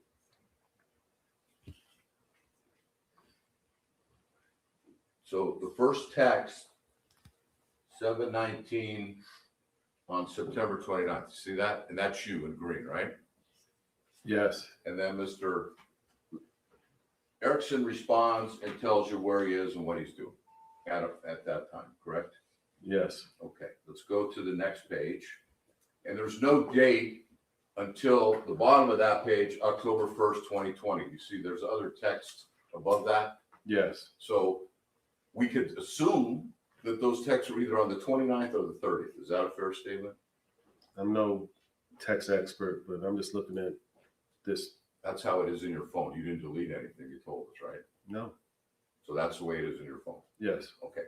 So Mr. Erickson tells you, hey, dude, hope all is well. I'm drinking your last IPA you left here at the house. Just talked to Rebecca. So want to get you up to speed, bro. Nothing to worry about. That's what Mr. Erickson said to you. That's Right. what he texted to me. Have you ever been to that house? He's not referring to that house. What house are you referring to? I would assume he's talking about his home in Malibu.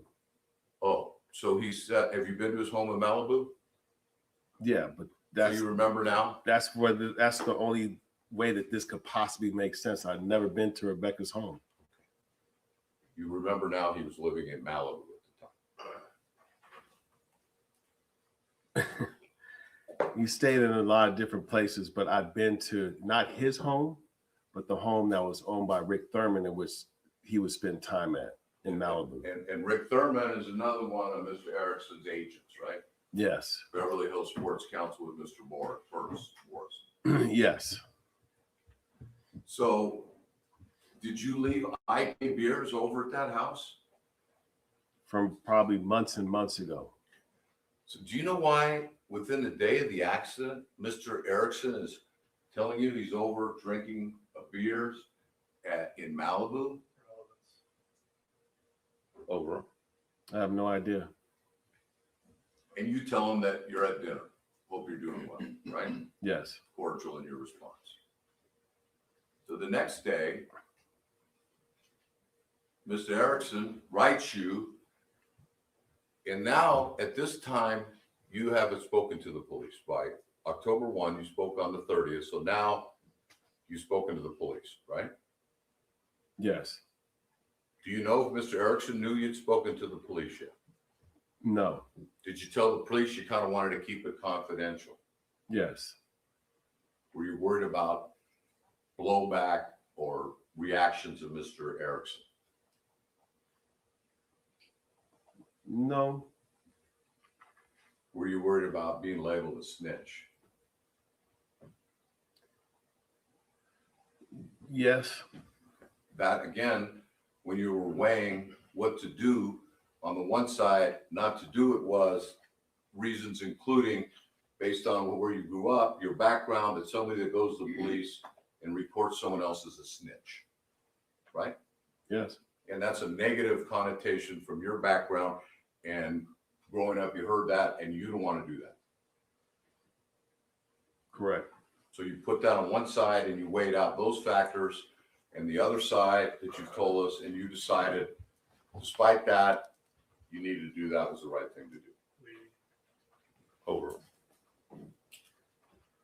It was the only thing to do. Now, Mr. Erickson's telling you, no big story, dude. Is that how he talks? Dude, bro? Is that how he talks to you? Yeah. Okay. No big story, dude. I just want to know, just know that you're going to have to tell the police that you met us for one drink and went home. It's that simple. And she only had one drink, and the bill will. We go to the next one. Just make sure the next page don't put it up yet. Let me just see it on the screen.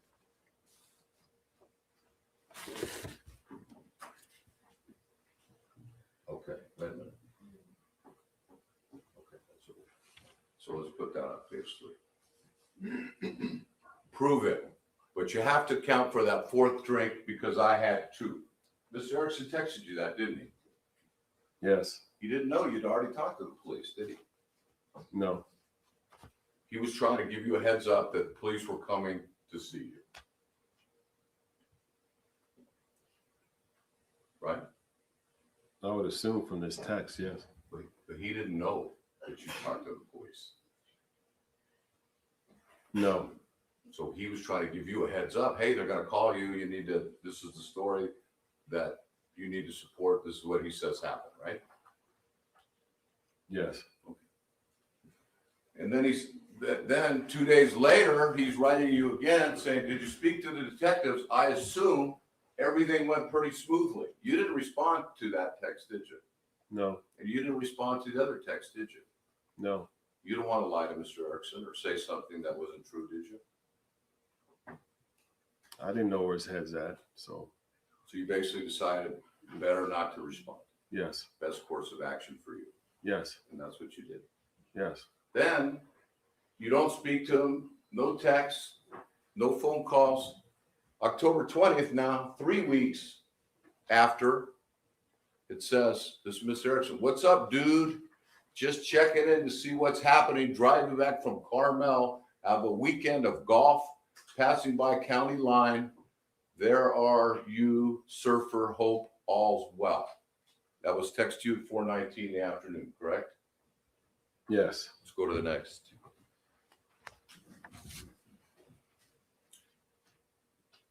And then you actually respond. I guess that day. Good to hear from you, bro. About to go to practice. We have conditioning. I'll hit you up later. So you had baseball practice. Yes.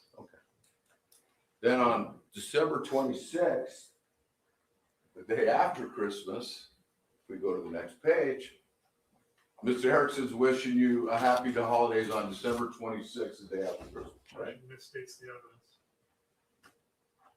That's a Mr. Clayton text. What's that?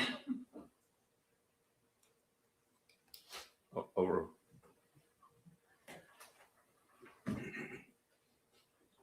Did he text you that? On December 26th, I sent him happy holidays.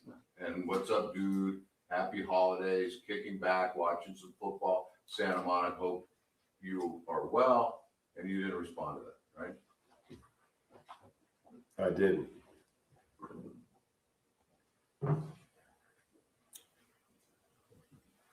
Does Mr. Erickson in this time, has he expressed any concern about what happened to you? But we'll try, it's a back question. Did Mr. Erickson ever, as of January 1st, express any concern that he had about what occurred to you? We didn't discuss it. Then on January 30th, 2021, he writes you, how about this shit? You in the clear. Thank goodness. What was he referring to that you're in the clear from? Speculation. To your knowledge when he texted you? Objection calls for speculation. Overruled. 215. Overruled.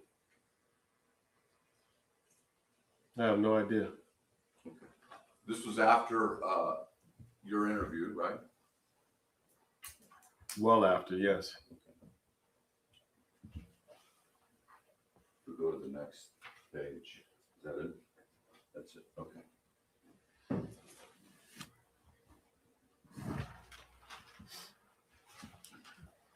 Mr. Clayton, as part of your work when you're a coach, you talk to the players about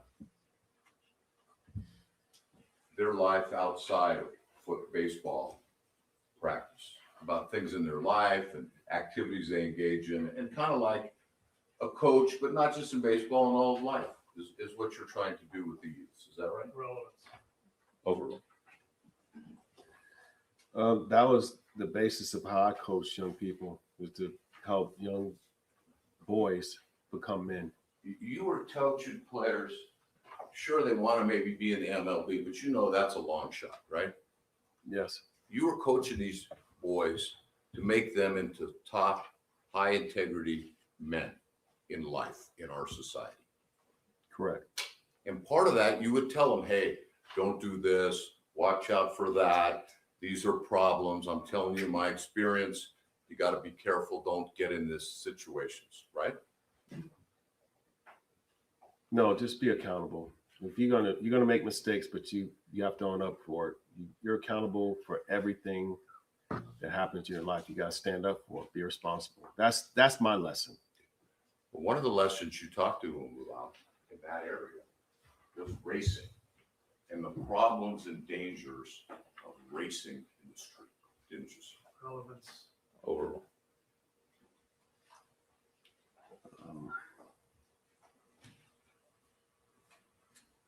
We had so many conversations, but there was an incident where some young people perished from Oaks Christian.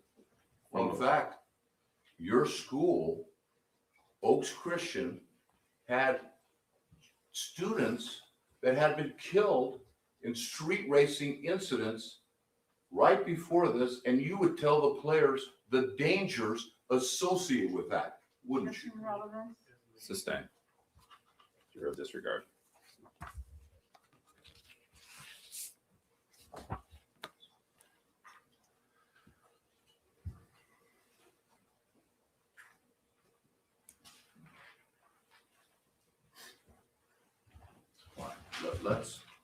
I just want to clear up one point.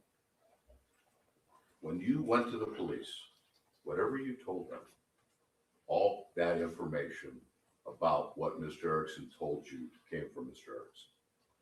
Yes. Okay, so the first time you talked to the police, you spoke to the individual that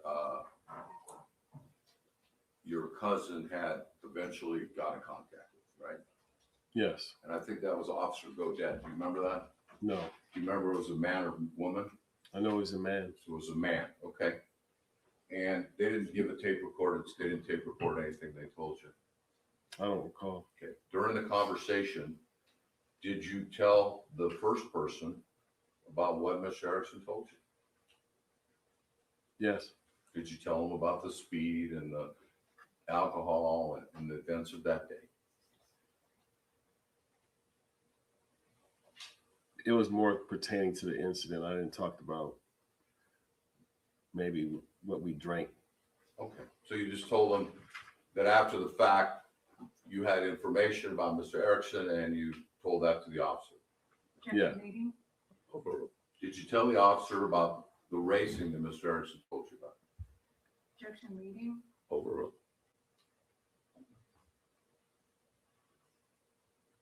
I just don't know how I described it. But you weren't in any way saying to any police officer at any time, have you, that Mr. Erickson did not tell you he was racing? Objection vague. Sustained. Did you ever tell any police officer, did any police officer ever ask you if Mr. Erickson was racing? No. Did any police officer ask you, well, you didn't see what happened, did you? No. After it happened, did you drive through on your way home? Yes. Did you see Mrs. Grossman's white Mercedes?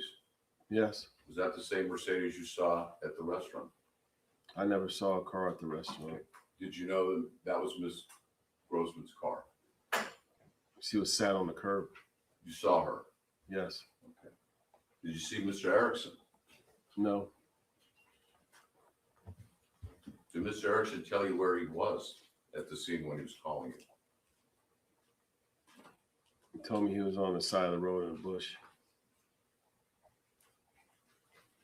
Side of the road in a bush. Is that what he told you? Yes. Then after the first time in December 9th, I believe. Just check that.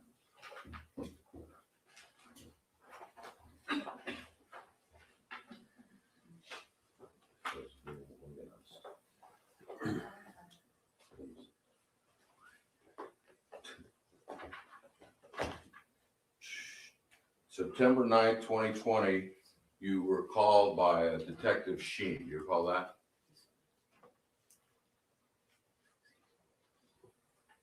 You remember?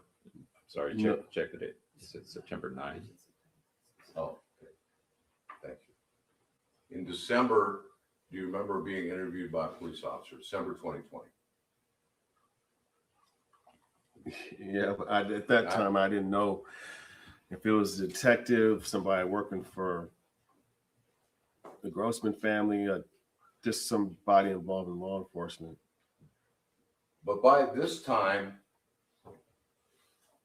it was already out that Mr. Erickson was involved I don't recall.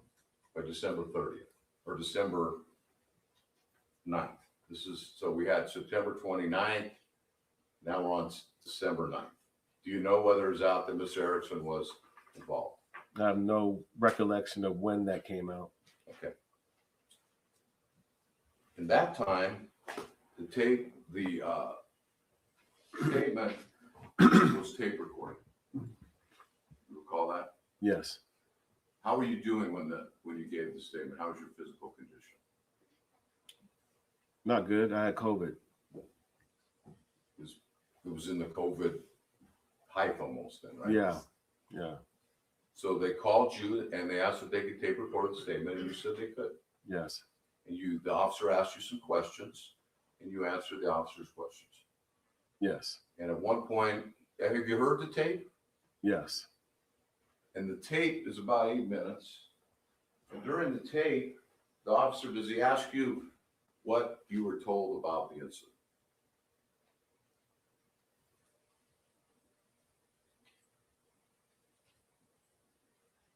I don't think that was a question. Okay. Did you say anything about, Mr. Erickson said, we were in an accident? Do you remember saying anything like that? I would like to see that transcript again. Well, there is actually no transcript. Or If I put something. the audio, would that refresh your recollection about what you told the officer? Yeah, were you referring to we being we doing The what? statement that Mr. Erickson made. In other words, the police officer asked you. Can we just put it up to that point? Okay. Your Honor, I'll object for rule of completeness. Sustain. I'd like the whole tapes played. Oh, Oh, play the whole tape. That's good. Let's play it all. You want to play it all? I sure would. Let's play it all. Oh. Let's go. What exhibit number are we? Okay. 386. So we're going to play right now for us since they want it. So let's do it.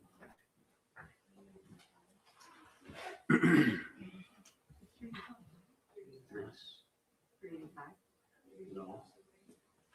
It's 386. Yes, it's 386. Yeah, it's in your exhibit. Amongst other things. We just had a few questions for you regarding Mrs. Grossman and the accident she had that night. And as far as your knowledge of what happened before that, when you were with them,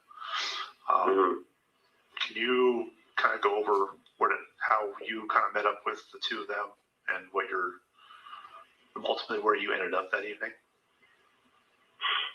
Yeah, so we met up at Julio's. Remember what time that was? Roughly. I mean, I'm trying to think because it was before daylight saving time, so it's kind of tough. But right before it got dark, because we weren't there very long. Scott was there. Scott got there a little bit before me. I talked to some folks that I know from my school that was Christian. And then that must have been, probably 15, 20 minutes. Sat down, ordered a drink. And Miss Grossman, walked in probably 10, 15 minutes after I sat down. Okay, so you just got already there prior to her showing up? Yes. Okay. And did Scott hit you up to meet you there at Julio's beforehand, or vice versa? Did you say, hey, you want to go get something to drink? No, we were having something to eat over at I met with my attorney, and that's where I saw Scott at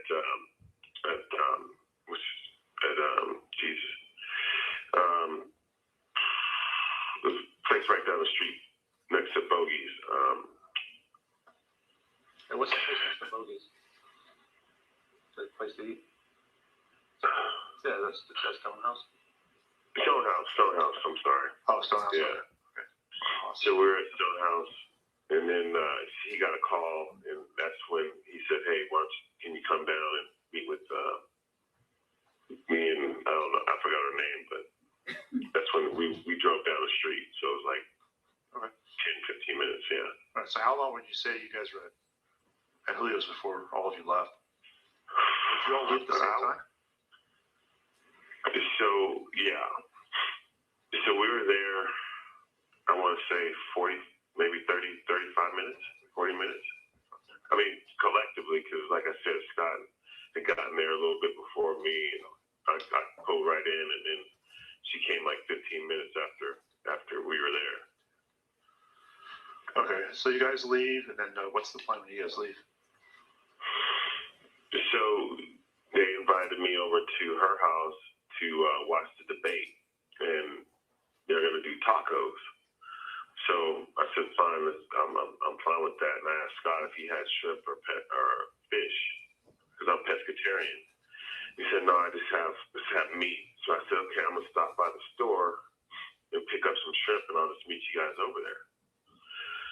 So I went to the store, Which store was got that? the shrimp,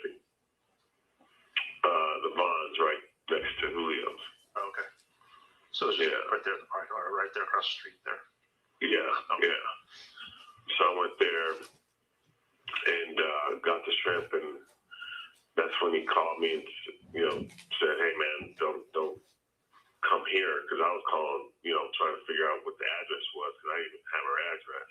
Oh, okay. He says, "Don't come here because we just had there was this accident."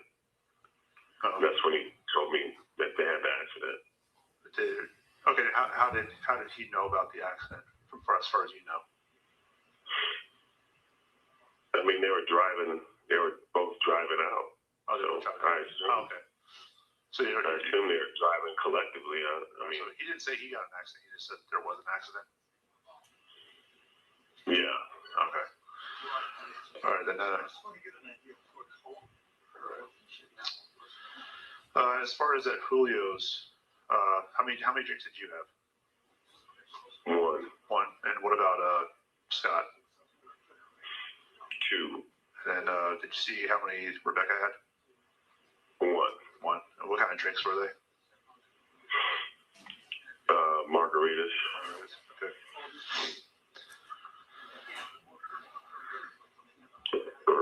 Yeah. How many times before this have you met Rebecca? Just once.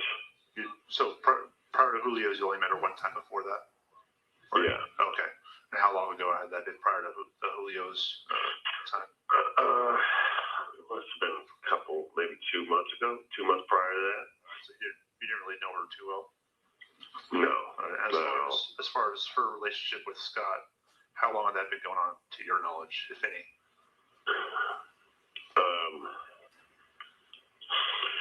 I mean, a few months. I mean, I just knew prior to that, a couple months before I met her. Okay, so as far as you know, Just in conversation. Scott and her had only been dating for maybe like 3 or 4 months? Yeah, just in conversation. Okay. All right. The number we have for you, the 310 one, is that a good one to get a hold of you if I have any more questions? Yeah. All right, cool. All right. Well, you feeling better or no? As far as yeah, my family, 2 of my kids had it. I had it. We're completely over it. I mean, I'm just fully recovered. But yeah, it was a little crazy. I never had any bad symptoms, so it was great. It was weird. My kids I had 2 of my kids that drew a spike of fever, and my wife did, but she tested negative. So this thing's all whacked out. So she had it worse than us. but she tested negative? And she tested negative. Yeah. And just the regular flu we had? Yeah. And my other 2 kids tested negative, and we all lived together. So. Oh, okay. Yeah. All right, Weird. well, Mr. Clegg, appreciate it. If I have any more questions, I'll just give you a call back. Okay. And we'll go from there. All right. Thank you for talking and calling back. Yeah, no worries. All right. Bye-bye. You had COVID, they wanted to talk to you, you did the interview. Yes. You didn't say, "I'm sick, I can't do it." No, I didn't. When they asked you what Erickson told you, did you say, "We had an accident"? Did he tell you that? As you said in the statement. Yes. Police officer didn't ask you whether, by the way, this is on December 9th, 2020. And did you know this was the chief investigator for the case? I have no idea. Did you know that he talked to all these other witnesses and preparing his report before they came to talk to you? I had no idea. Did he ever ask you any questions that we just heard about racing? No.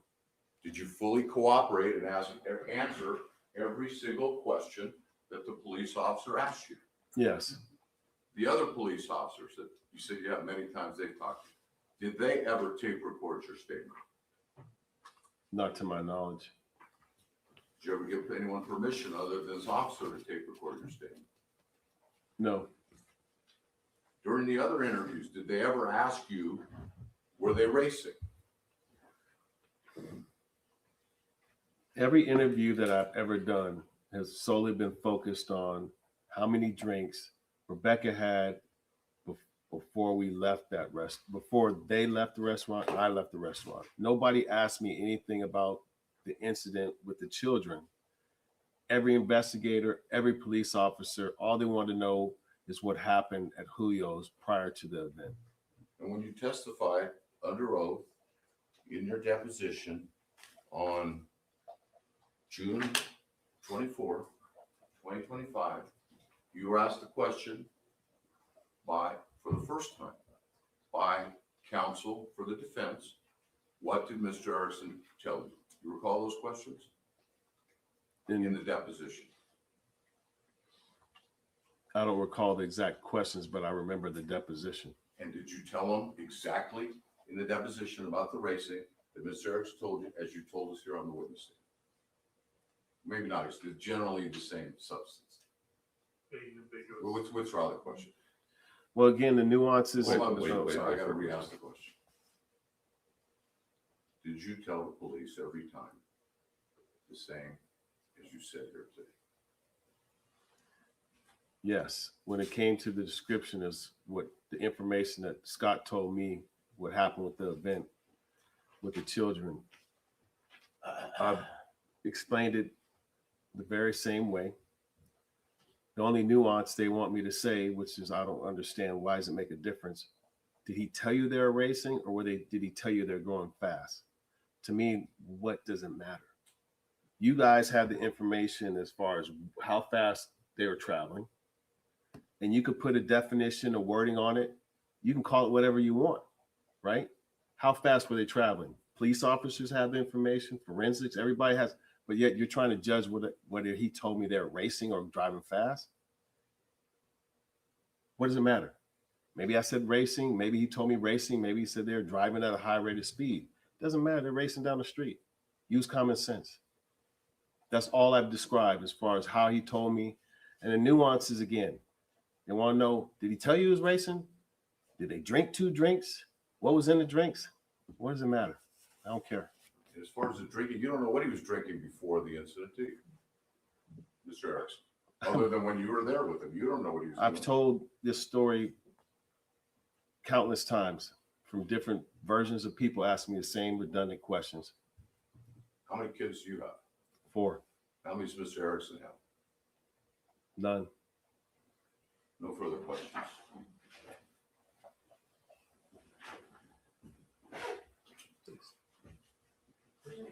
Is it okay? Just need a couple minutes to set up, Your Honor.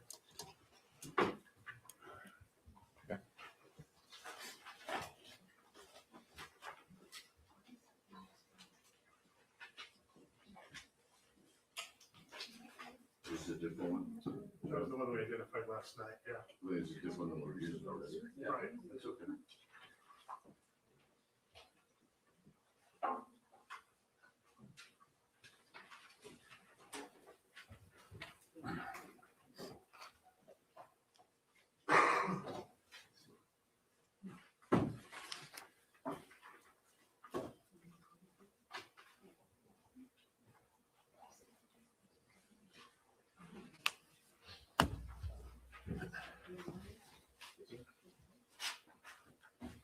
That's your finish.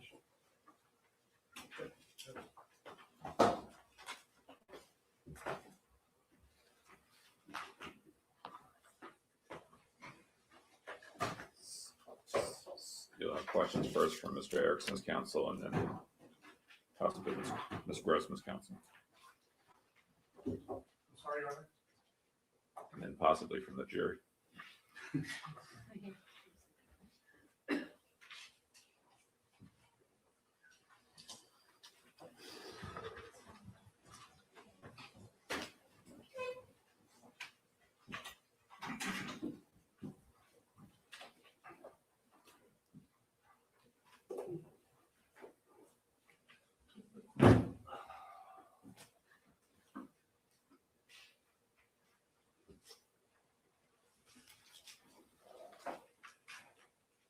Good morning, Mr. Clayton. Morning. We met before when I present for your deposition by Zoom, right? Yes. Okay. I want to talk to you a little bit about your past relationship with Mr. Erickson. You said you've known each other for 30 plus years, right? Yes. How was your relationship with him before this incident happened? It was good. I mean, did you guys consider to be close friends?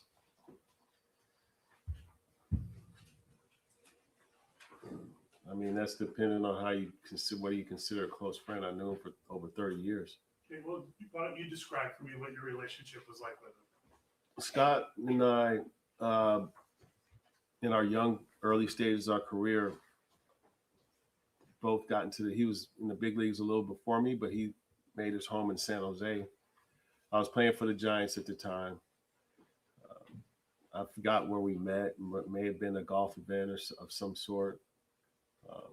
And normally in baseball, you don't really socialize with pitchers.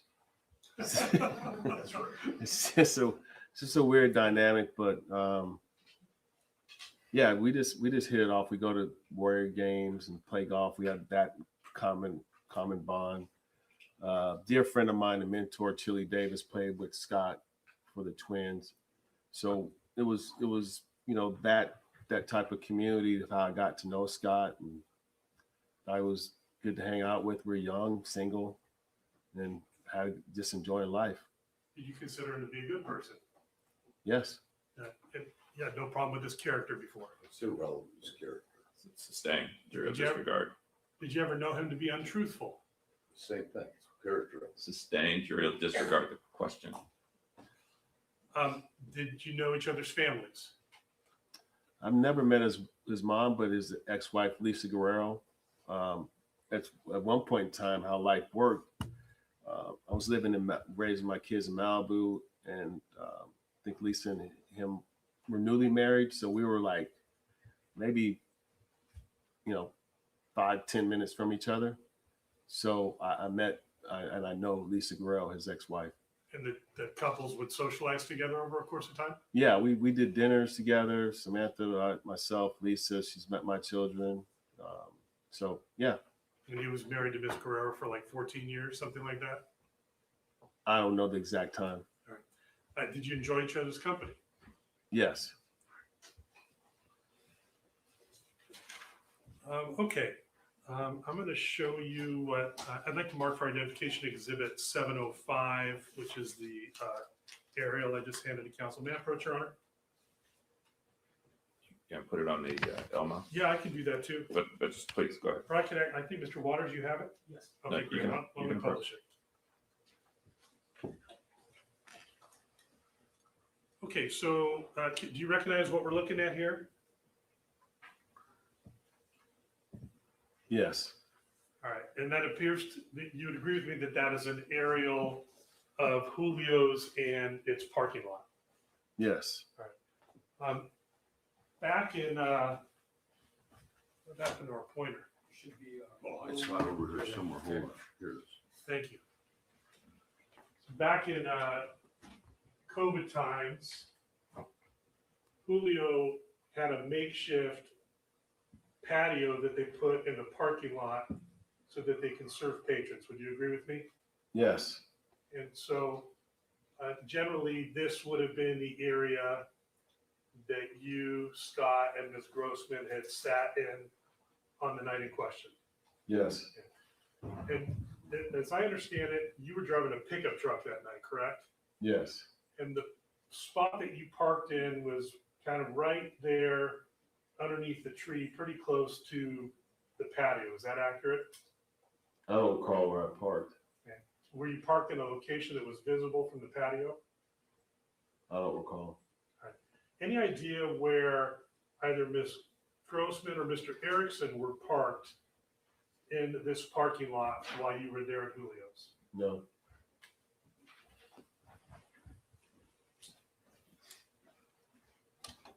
If we can turn to now Exhibit 77 and publish that, please. You can make it a little bit bigger, please. So the makeshift patio that we're talking about was this area right out here. Is that Yes. correct? Yes. So when you were all together, you were generally somewhere seated in this area right there on the right? The closest to Agoura Avenue, his back and Miss Grossman's back was closest to that street. Okay, so I guess there's a table, kind of picnic table kind of in the back right there. Yes. So you say you were generally seated in that area there? Yes. And I was asking about a parking spot by the tree here. Do you recall whether you were parked in one of these spots closest to the makeshift patio? I don't recall.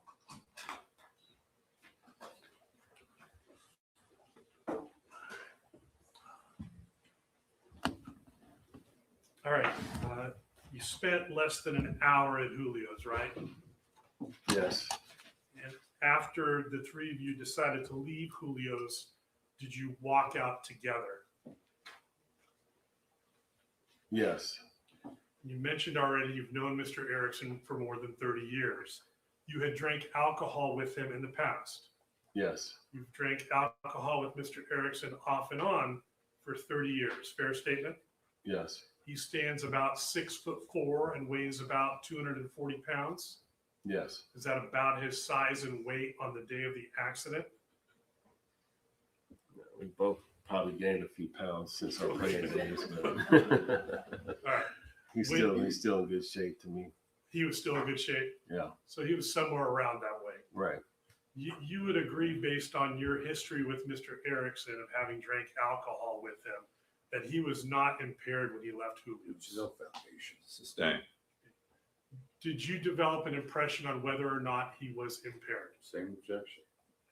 Foundation. Over. It never came to my mind that he was impaired.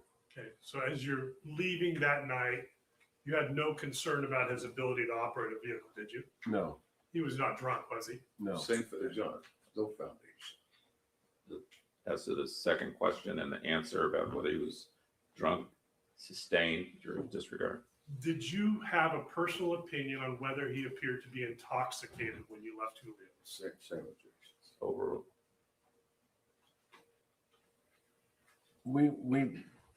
I've seen Scott, and like you said, I've known him for 30 years, and if from his stature, and I had no concern of what I saw him consume that day about him being impaired. No.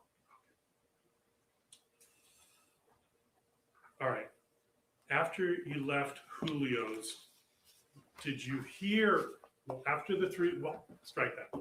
While the three of you were walking out, did you overhear either Miss Grossman or Mr. Erickson discuss anything about racing home? No. Did you ever hear them, while at Julio's, discuss anything about having a race home? No. Did you see Mr. Erickson or Miss Grossman walk to their cars? We walked out together, and you could split ways of where I had no idea where they were parked. I just went to my car and went to Vaughn. I didn't see them get in their car. No. So at least you know their car was not parked anywhere near yours. Yes.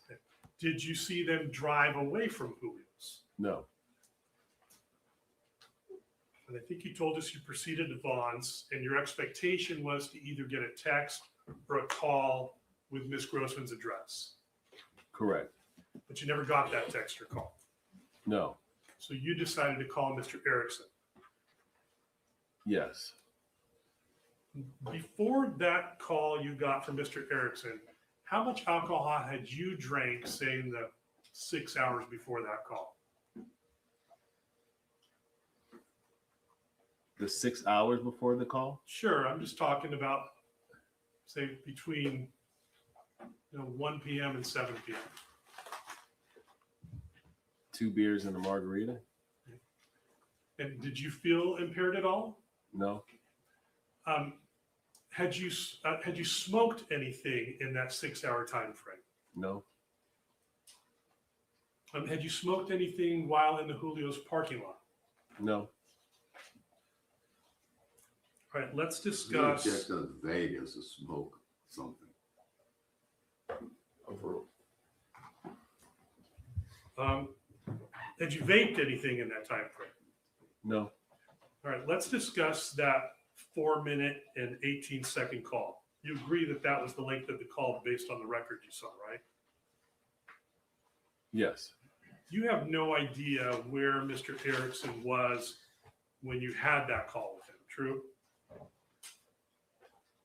There are a number of calls until he told me that he was on the side of the road in the bush. I had no idea where he was. Okay, but that first call, and we'll get to the Bush comment in a second, but that first call you had with him, you did not know where he was. I don't recall. All I know is at some point, whether it was a 2-second conversation I missed or he told me there was a conversation where he explained to me what happened and where he was.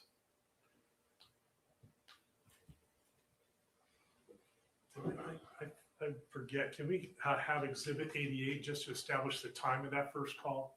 Can we just have Exhibit 88 published to the witness, please?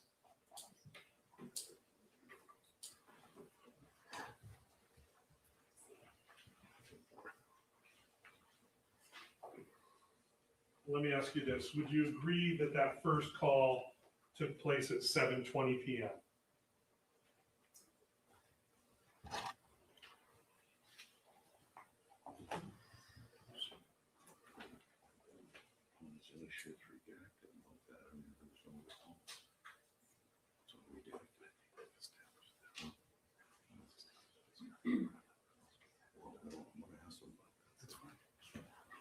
Yes.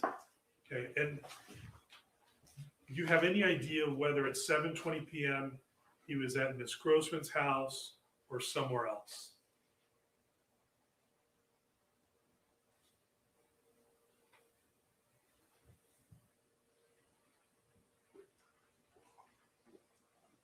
Can you repeat that question again, please? Sure. Do you have any idea where he was when he made that call at 7:20 p.m.? Or I guess when you made the call to him, do you know where he was at 7:20 p.m.? When I talked to Scott Erickson, That first time. this 4 minutes conversation, he explained to me where he was. And what he told you, he was standing off the side of the road watching what was happening? Yes. Would you agree that he never mentioned anything to you about hiding at the scene, being in a bush, behind a tree, anything like that? No, he told me he was in the bush watching what happened. Your deposition, Mr. Clayton, was taken in this case on June 24, 2025, and you were under oath sworn to tell the truth, correct? Yes. You did your best to tell your truth that day, did you not? Yes. We'll refer to page 49, lines 3 to 5.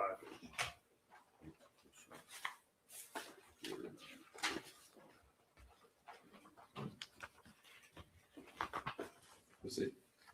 Question, did he indicate to you that he was standing behind trees or shrubs or something like that? Answer, I don't recall. Where did you get this whole thing about a bush? Somebody talked to you about something related to a bush? Can you read my testimony again, please? Sure. And the question?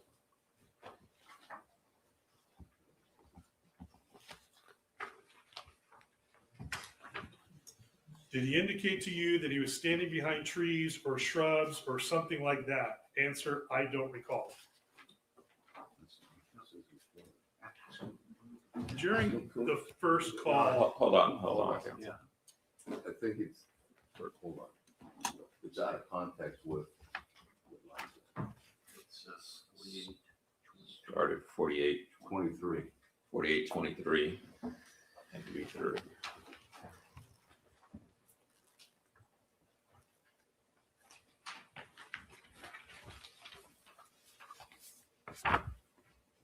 you want me to read those question and answer too, Judge?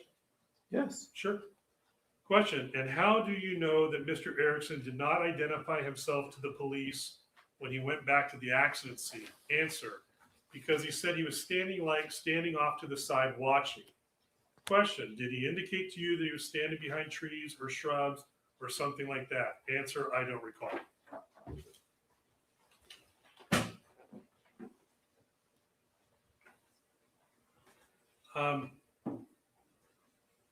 During that first call at 7:20 p.m., would you agree that you are not certain Mr. Erickson used the word racing?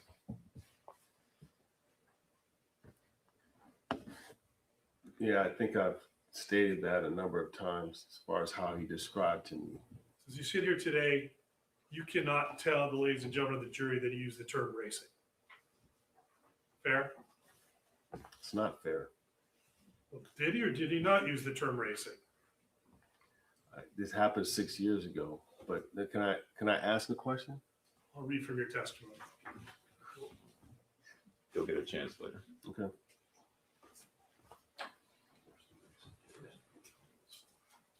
Page 87, line 14 to 16.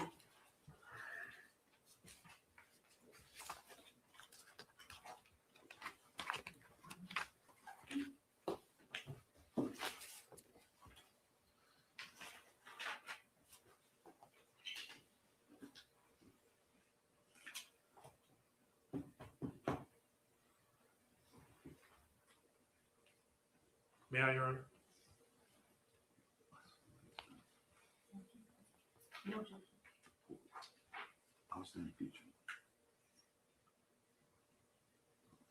See, Question, okay. But you could tell me with certainty, you're not sure he said, quote, racing, close quote. Answer, I can't say that with certainty, no. Page 85, line 23 to page 86, line 4.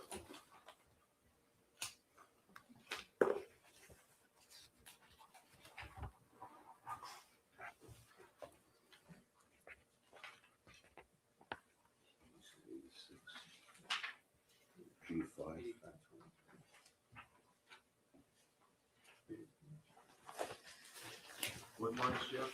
85, 23 to 86, line 4. I think rule completeness. Yeah. Go to 86-9. Would ask that he read to, on a completeness to 86-9. 9. with the additions. 88, 89, 86. 86, 16, sorry. Read through to 8616. Sure. Question. Okay, so I'd like to know specifically, and again, if you recall, nobody expects you to have an exact memory from 5 years ago. But what you told us on the record was that Mr. Erickson told you they were racing down the street. Did he specifically tell you the word, quote, racing, close quote? Answer, I don't recall. Question, was there something said in that conversation that gave the impression that they were racing? Answer, yeah. The way that he told me at the time, I would assume that they were racing. Question, and what is it specifically that he may have said that led to your assumption that they were racing?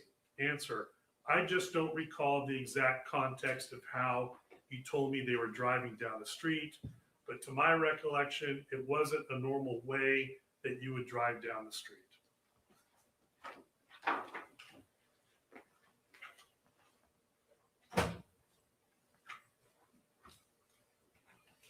At no time did Mr. Erickson tell you anything about his or Miss Grossman's speed, correct? This states his prior testimony.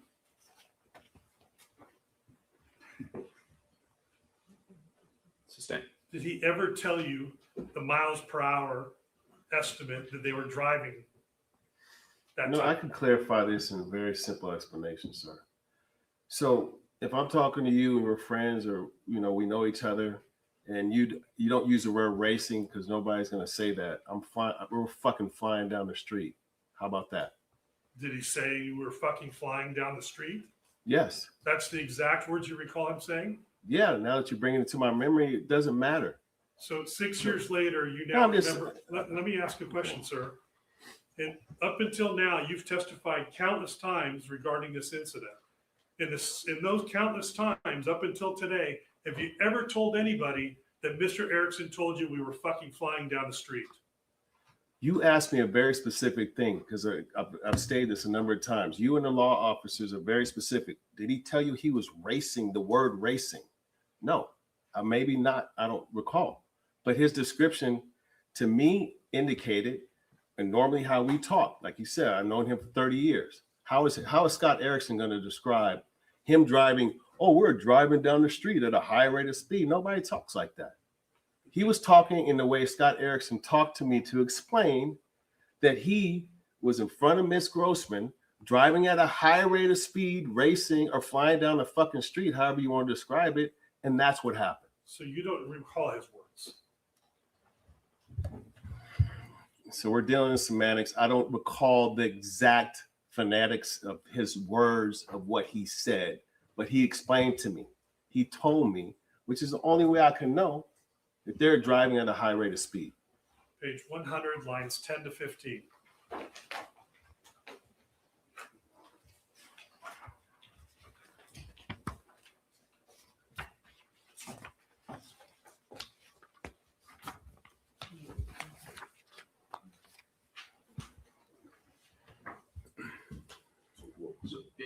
So we're looking at completeness, Your Honor. Start at line 100, line 2. No, Your Honor. This is specific to the question I just asked him. I don't need an editorial. You just wait for me to rule. Understand, Your Honor, but I'm just You responding just to the wait question. for me to rule.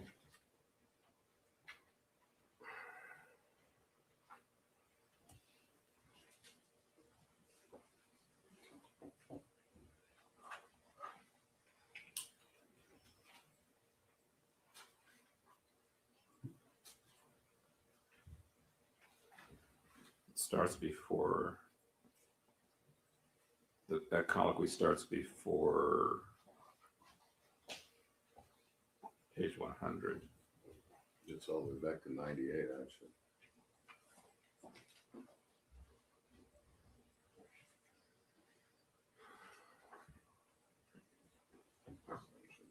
So give me some exact coordinates. Are you asking the plaintiffs, Your Honor? Yeah, it's their objection. 98, what page line, 98?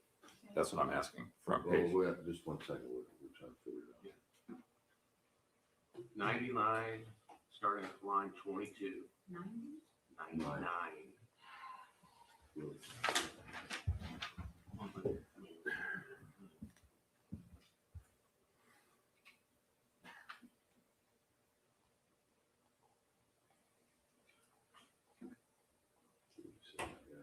That's fine. 9922 through 115.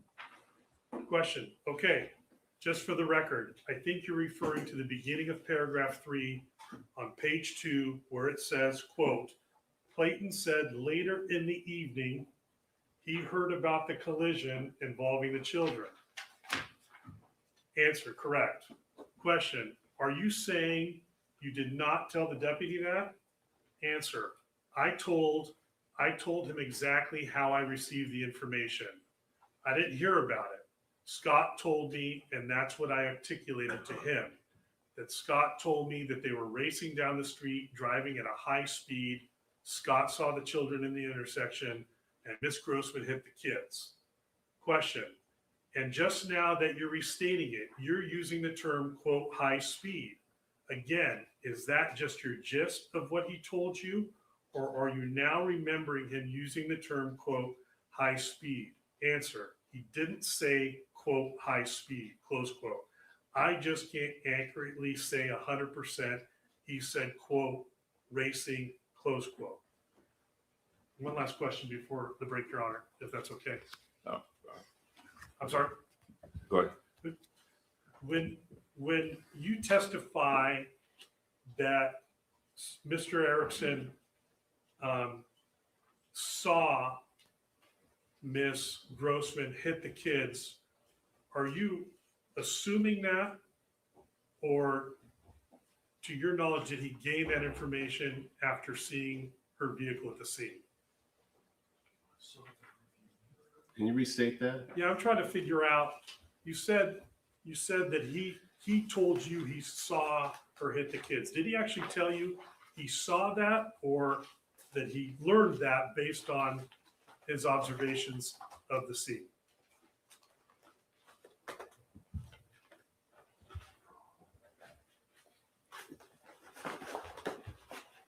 you're asking me, right?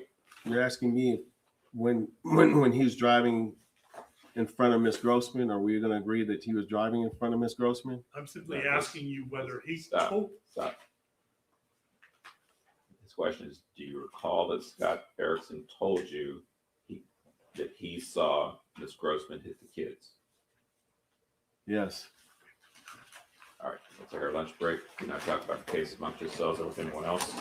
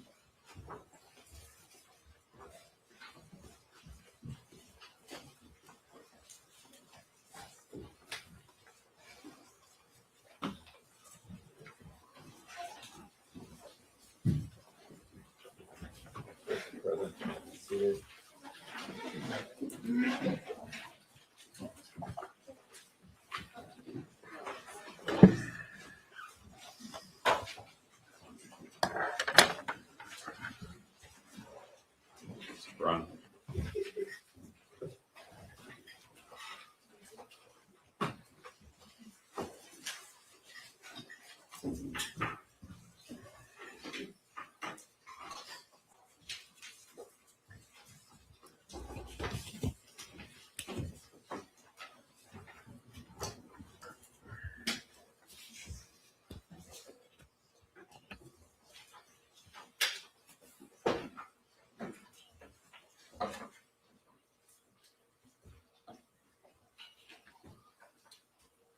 Before we took our lunch recess, you told us that you thought Scott told you that he saw the collision, right?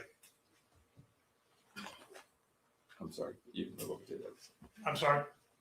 No, you're, Yeah. I want to free up the angle. I wasn't sure if you wanted me there or not, but. Just for the jury, it's not about my profile. It's all right. Please continue. Yeah. Do you remember my question? No, can you repeat Sure. that? Before we took our lunch recess, you said that you thought Mr. Erickson told you that he saw the collision between Ms. Grossman and the children, correct? Yes. I'm going to read from the witness's deposition, page 46, line 17 to 47, line 17, with the court's permission.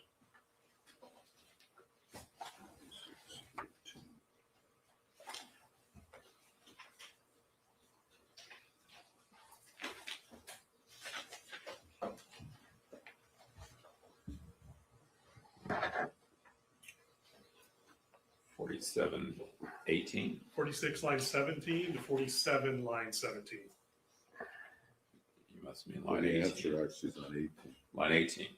Can I just look at it? Oh, I'm sorry, yes, line 18.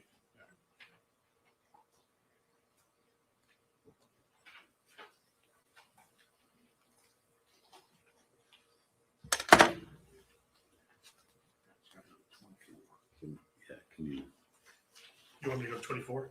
Yeah. I mean, it really goes to, I'm sorry, talk to me, not to him. oh, I'm sorry. That's wrong. For completeness, we request 47, page 47, line 24, to that line 24.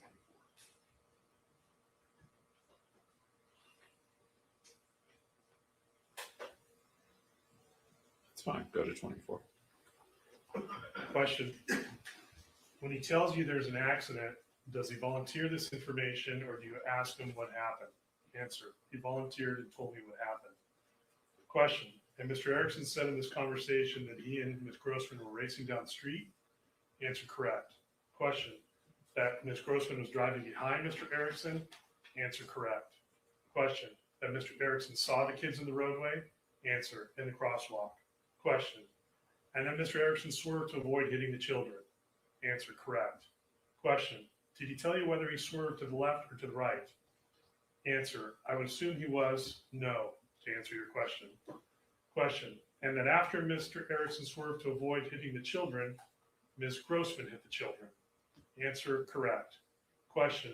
This is all what Mr. Erickson tells you in this conversation 15 to 20 minutes after the accident? Answer. Correct. Question. Does he tell you anything else that you can remember, Mr. Clayton? Answer. That he drove to her house, parked his car, and went back to see what happened or see what was happening, and he was observing, I guess, the accident scene. Is it fair to say, Mr. Clayton, that you do not know what distance separated the two vehicles when the accident happened? Yes. And because Mr. Erickson never said anything to you about that, right? The exact distance? Yeah, the distance between the two cars. He said she was, the way he described it is she was right behind me. Okay. So no. When he said he was at the scene, do you know whether he meant where Miss Grossman was stopped or where the kids were struck? Do you have any idea? No.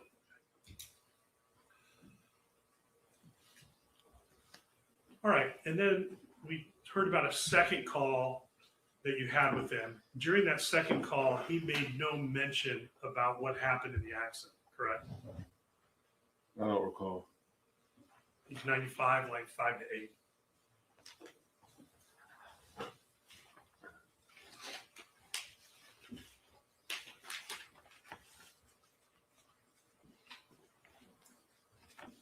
Let's see.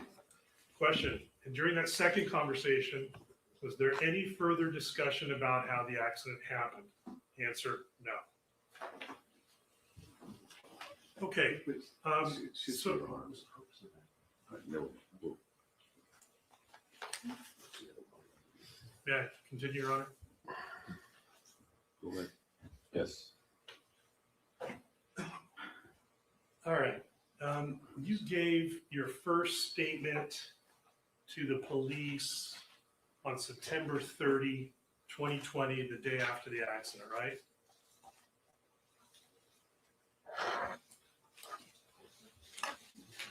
Yes. When you gave that statement to the police, your intention was to be honest, right? My intention was to give the information that Scott provided to me. You wanted to be honest, right? Yeah. You wanted to be thorough. Honest. Did you want to be thorough in terms of giving them the information Scott provided to you? Define thorough. Well, did you want to tell them everything that you thought you had learned from Mr. Erickson? That was the reason I called him. Okay. And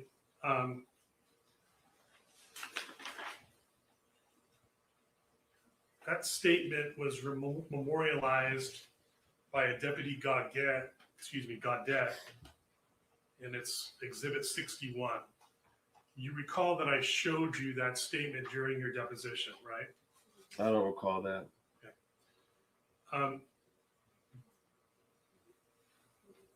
Well, so Your Honor, I have a redacted version of the statement that I'd like to be published to the court and the witness first What's yours? before I do anything else with it. Well, let me see, Counsel Sidebar. Yes.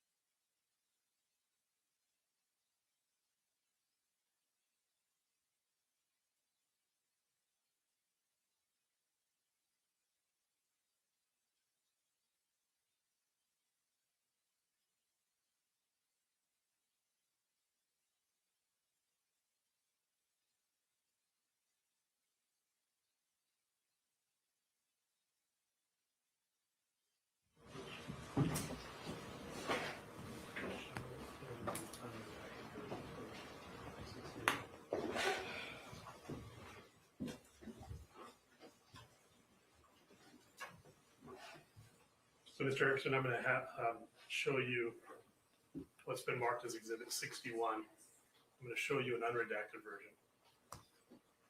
Let me know when you're able to see it. Do you see it there?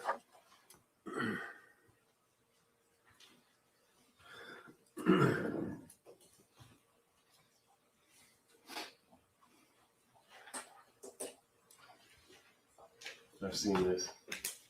This is the one that I showed you during your deposition, right? I don't recall. Okay. But you have seen it before? I saw this in preparation for this trial. It's the only way I can remember seeing this Okay. So supplemental report. This is- did it refresh your memory when you looked at it? It refreshed my memory, yes, as Okay. far as this was something that I don't even know that you showed it to me. I don't remember this. Okay, As far as, that's not my statement though. It's not my full statement. all right. Let me ask you some questions about what the deputy has documented.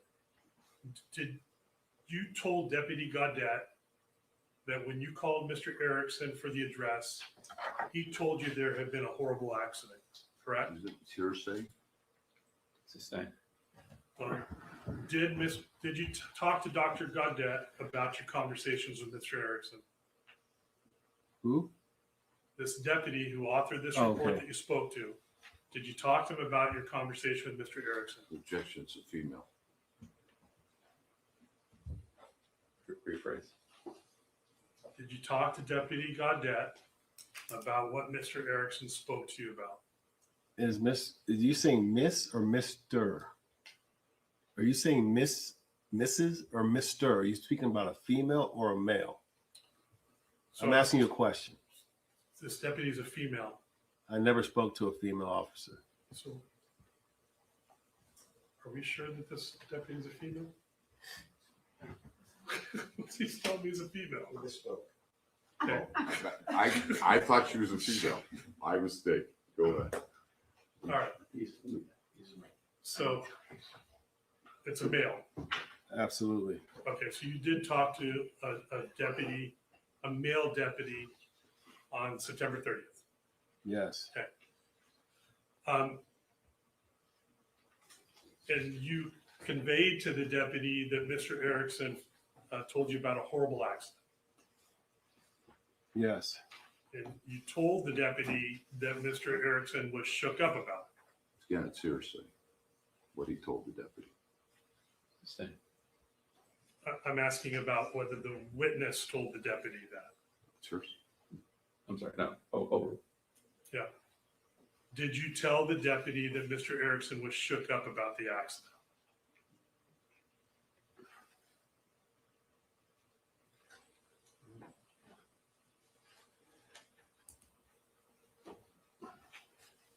I don't recall that. I can get you to turn to show the witness page 2, the second paragraph. And Mr. Clayton, if you can read that to yourself, please. I, Clayton. No, Oh, to yourself. sorry.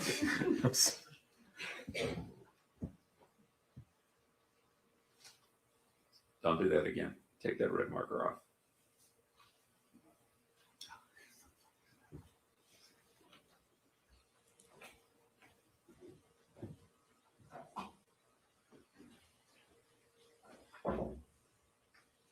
So I didn't say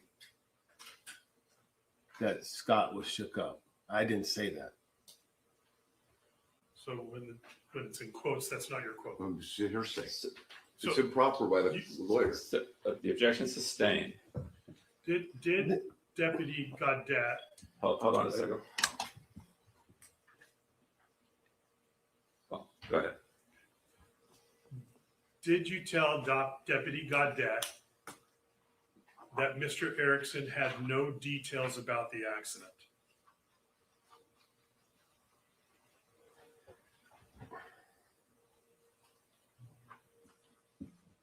How would I know details about the accident unless he didn't? I'm sorry, I can't. To answer your question, I never told Deputy Guard. How do you say his name? We'll stick with Gaudette for now. I never told him that Scott didn't tell me. Mr. Erickson didn't tell me any details about the accident. I Okay. never. Can you read that second paragraph again to yourself, please?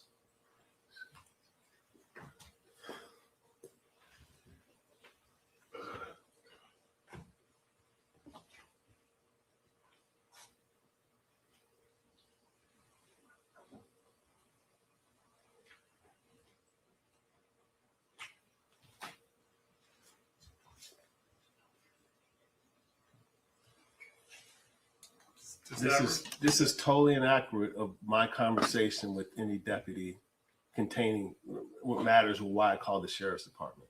Totally inaccurate. So you believe Deputy Gaudette is not writing an accurate report of his statement with you. It's referring to It's hearsay. It's sustained. improper questions. He keeps doing this, Your Honor. He should be admonished. Why It's do not you, proper. I'm sorry. The objection is sustained, and stop trying to speak for this deputy, knowing that that is not coming in front of this jury at this point. do you have any reason to understand why? Is there any problems conversing between you and the deputy on the phone? I called to explain, to tell information that wasn't out in public, that was privy to me through Scott Erickson. And none of this is in here. So he could have shorthanded, he could have left parts out. I don't know, but none of what I had my discussion with him is in this document. This document right here. I don't know if there's other documents that exist, but this document right here has nothing to do with my conversation with the deputy. Do you have any understanding on why that would be the case? It's speculation. Sustained.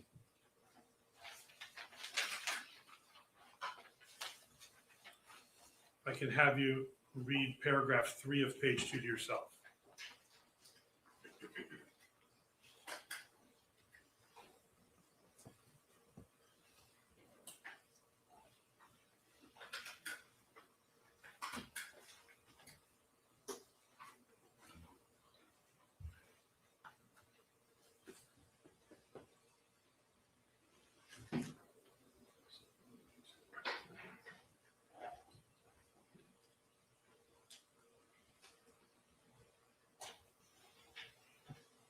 Okay.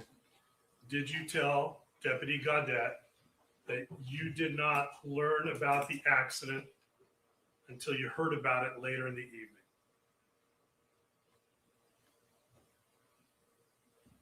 Can you ask that again, please? Sure. Did you tell Deputy Gaudette that you did not hear about the accident until you heard about it later in the evening? No.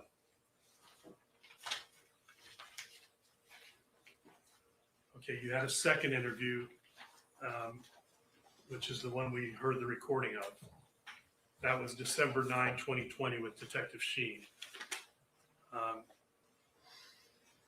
You would agree that when Detective Sheen interviewed you on December 9, 2020, you told the detective that you were at the Stone House meeting with your business lawyer when you ran into Mr. Erickson. Yes. Were you meeting with your business lawyer regarding your cannabis business? Your Honor, The objection is it's sustained. improper question. The objection is sustained. You told- Absolutely improper. It's stricken, and the jury will disregard that comment. You told Detective Sheen Your about, Honor, it also should be admonished. Stop.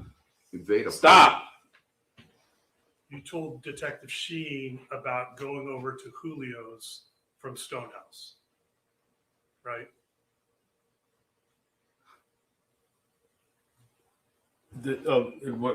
There's so many people. Could you be clear as to what Sure. conversation you're referring to, Yes. please? In the second interview with the police, with Detective Sheen, you told him about going over to Julio's from Stonehouse. Yes. You also spoke to the detective about your conversation with Mr. Erickson, true? What conversation? The conversation that you had with Mr. Erickson. Did you tell the detective about it? At Julio's? No, sir. When the detective interviewed you, that 7-minute interview we heard earlier, did you tell the detective about your conversation with Mr. Erickson?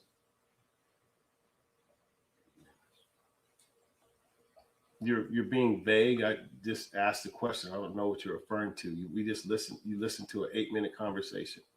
And would you agree with me that at no time during that conversation that you told the detective that Mr. Erickson told you how the accident happened? I was never asked that question. Why wouldn't you volunteer that information, Mr. Clayton, when you're talking to a detective in charge of the investigation? That's not my job. I answered the questions I was supposed to answer. But I thought it was important for you to make sure that all the facts were out and that the detectives had all the information they needed because you felt this was an important matter. I already spoke my piece prior to when this detective, the fifth detective, the seventh detective, after that point, after I put out my statement that I called the sheriff's department myself, anything after, even including in the court situation, I just answer questions. I'm not an investigator. But you would agree that we've now talked about two separate statements to two detectives, and at no point in time is there mention about your conversation with Your Honor, the he's done it again. Objection sustained. during I'm your gonna ask that to be disregarded and counsel not to do that anymore, Your Honor. That's improper. He knows it. Did you speak to the detective in the December conversation about anything you knew about how the accident happened? What detective are you referring to? The second one, sir. The one second from one, you December. could say the third one, the fifth one. I need you to be more descriptive, please. Well, you only spoke to two, right? I spoke to a number of detectives. I've had private investigators for the Grossmans call me about this situation. I've had a number of conversations over a 6-year period. Okay, I'm talking about the first two detectives from LA Sheriff's Department that you spoke to. Would you agree that in that 7-minute call, you do not describe what you learned about the accident? In the first conversation, sir, I called the sheriff department. I was called by the sheriff department due to the fact that I reached out to them through Scott Butler.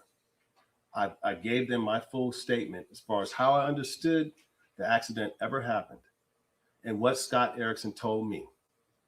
Now, whether that's been recorded here properly or not, and as far as your second conversation, the tape recording, nobody asked me. I was in the court of law. Nobody asked me about my conversations with Scott. Nobody. Did you ever tell either detective that you learned that Mr. Erickson and Ms. Grossman were racing? I told, when I called the sheriff's department, had that conversation, I explained to them exactly what Scott Erickson explained to me and how these young people perished. Okay. So my question specifically is, when you spoke to them, did you use the term racing? I just explained that Jackson asked, 25 we've been through times. this several times. No, nobody talks like that. Stop. Sustained. Did you ever tell the detectives that they were effing flying down the street? I wouldn't tell a detective that. I would explain it to him. They were driving at a high rate of speed, racing, however you want to say it. Doesn't matter. Scott told me exactly what they were doing. Did you ever tell the detectives, either one of the first two we're talking about, that they were traveling at a high speed? Has been asked and answered Sustained. multiple times. Did you ever tell the detectives, either one, that Mr. Erickson had to swerve out of the way from the children? Yes. Did you ever tell either detective that Mr. Erickson saw Miss Grossman hit the kids?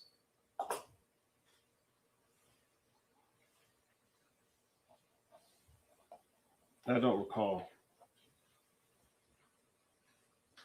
Would you agree, Mr. Clayton, that your memory of the call with Mr. Erickson would have been better in 2020 than it is today?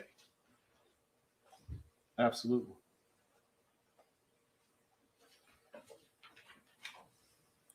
All right, I'd like to move now to Exhibit 80, which are your text messages with Mr. Erickson.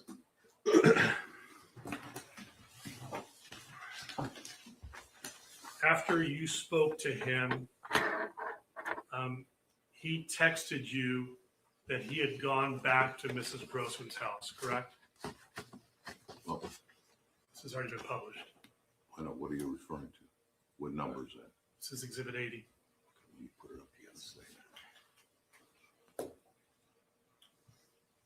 So first, by the way, the green is you texting Mr. Erickson, correct? Yes. And then the gray or the white would be Mr. Erickson texting back to you. Yes. So you text him at about 7:19. What's the address? And then you throw some address in there on Saddle Crest Lane. You have any idea why you did that? That's my home. So why were you texting him your home address? I don't know. Okay. Let's go back up and just, if you can eliminate Mr. Clayton's address, please. Can you blank out Mr. Clayton's address, please?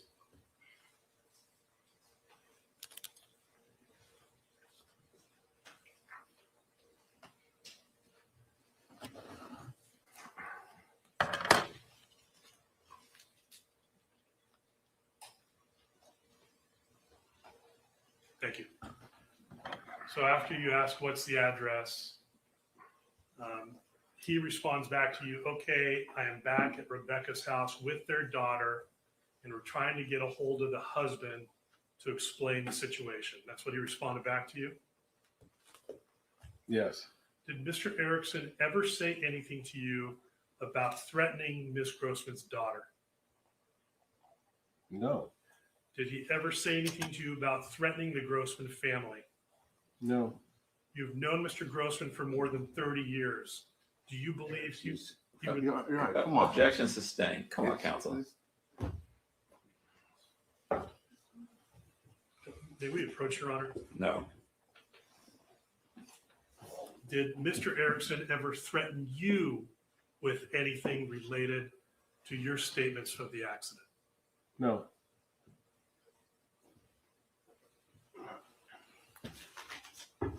You remained friendly after the accident and continued to text one another, right? Casually, it's not as frequently as we did in the past, but yeah, I remained in touch with Scott because I'd seen him at golf events like stated before. You even continued to speak with him on the phone, right? Very limitedly. Would you agree that in between these texts, you can go to the next page, please? Would you agree with me that even between these texts on September 30th and October 1, you were having phone conversations with him in addition to these texts? I don't recall with those phone conversations. I'm just looking at the text, and sometimes I would reply to those texts, and other times I felt that there was stuff in there I didn't want to reply to. Okay, I'd like to mark for exhibit, for identification purposes, exhibit 706.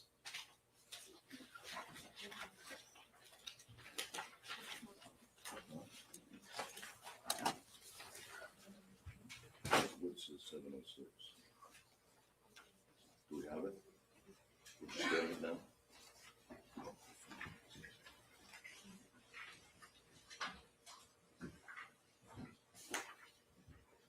What is this? It just has to be identify that, what it is. Sure, this is a phone log from Mr. Erickson's phone.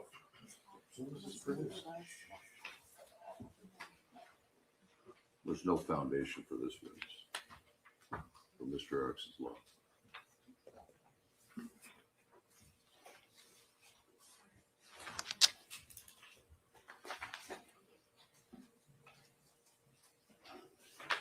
Permission to publish just to the witness, Your Honor.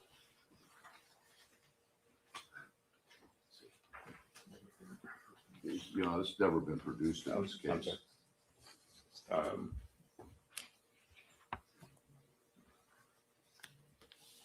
Request denied. I'm sorry, request Denied. Your Honor, I'd like to be heard on this issue. Okay. I'm sorry. Okay. Okay.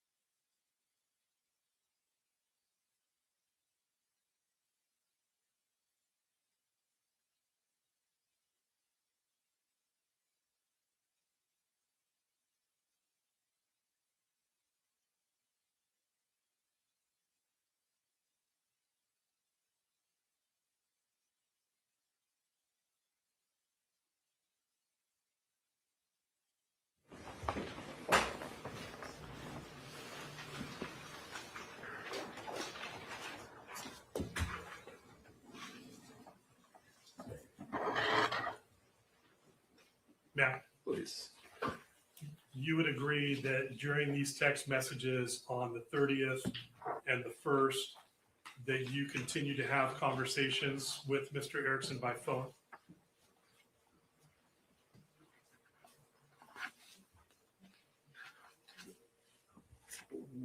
What dates are you referring to? Right, September 30th, October 1st, October 2nd. Did you continue to have conversations with Mr. Erickson on those days? I don't recall.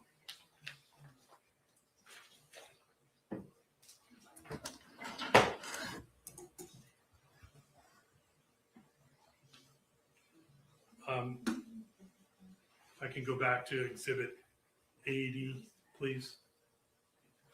Which page? I think let's start with page 2, please.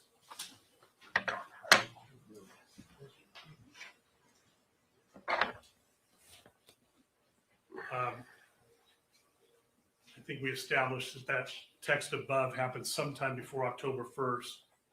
He tells you what he's doing. You respond to that text, right? What part are you referring to? Well, the green part is your response, is it not?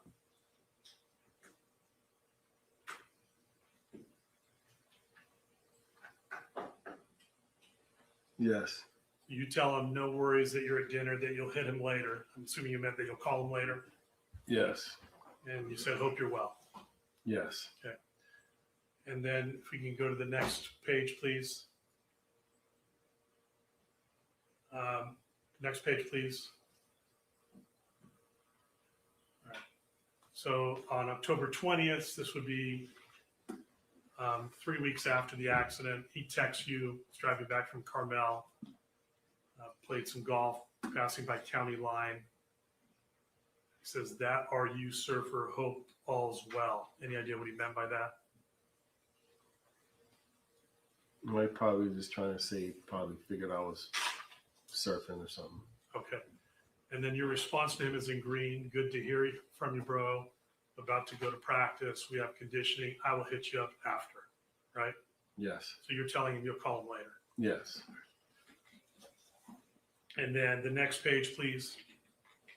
On December 26, 2020, you initiate a text, a happy holidays text to him, right? Yes. So you would agree that the two of you were remaining friendly even through 2020? Yes. Did you remain friendly even into April 2022? Yes. Is there anything that happened in your personal life that caused you to distance yourself from Mr. Erickson? 215. Sustain. Is there anything that happened that caused you to distance yourself from Mr. Erickson in 2024? 2024, irrelevant. And I know what he's getting at. It's improper. We should go to the sidebar. We should go to the sidebar. Are you asking for a sidebar? Yes, please. Okay.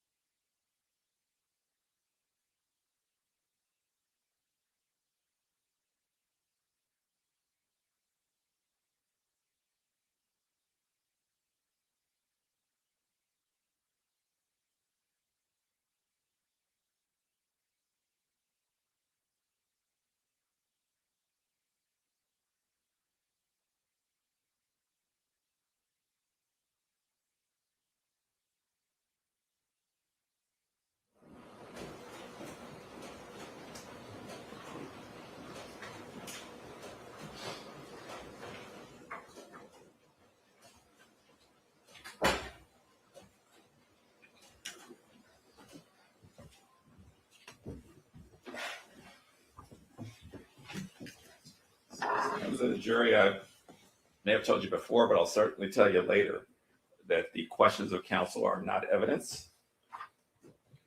And I will, for now, admonish you with respect to all the questions that Mr. Braun just asked this witness about 2022, 2024. You have to specifically disregard those questions as if they did not occur. Continue. Well, you continued to be friends with him in 2022. Asked and answered. When do you believe you stopped being friends with him? To this day, I still consider Scott Erickson a friend. But you have not communicated with him but for running into each other at golf tournaments. Correct.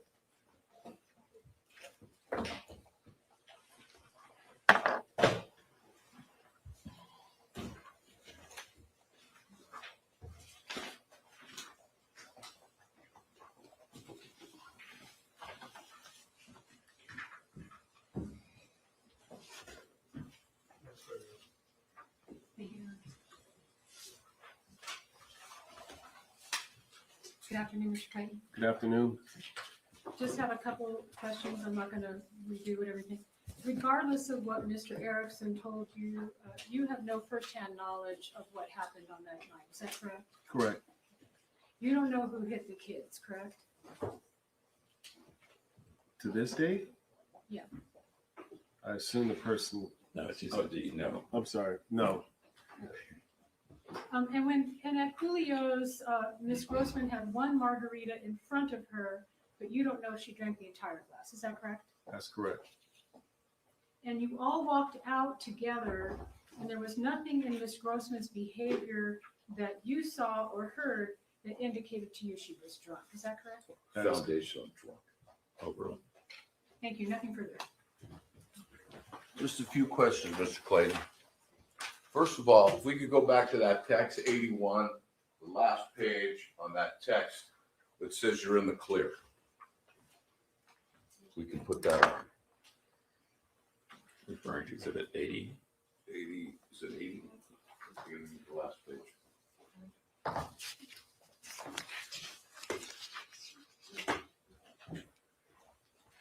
Did you know on January 30th, when you said, how about this shit? You in the clear. Thank goodness.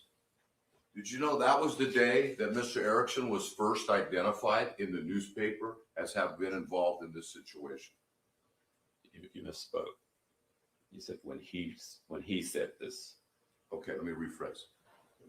Did you know that this day that Mr. Erickson texted you? Is that Mr. Erickson was texting you, right? Yes. Asking you in the clear, right? That's what he asked you. He's stating that. Oh, he's stating, how about this shit? You in the clear, thank goodness, exclamation point. That's what he wrote you. Yes. Did you know that when he was first publicly identified as being involved? Foundation. Sustained. Did you read the Acorn newspaper at that time when you lived in that area? You're saying Sustained. foundation. Just ask if he reads it. Sustained. Okay.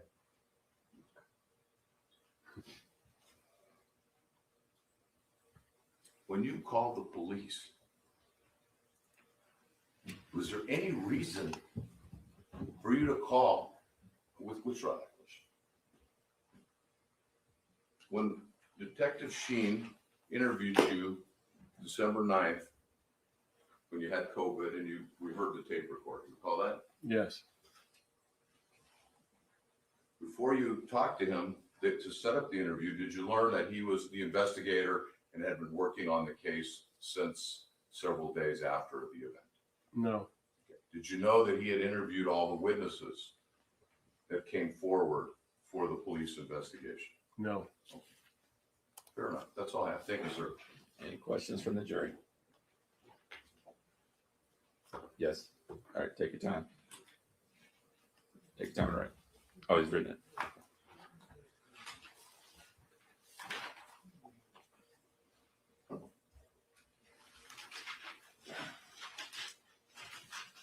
Any others?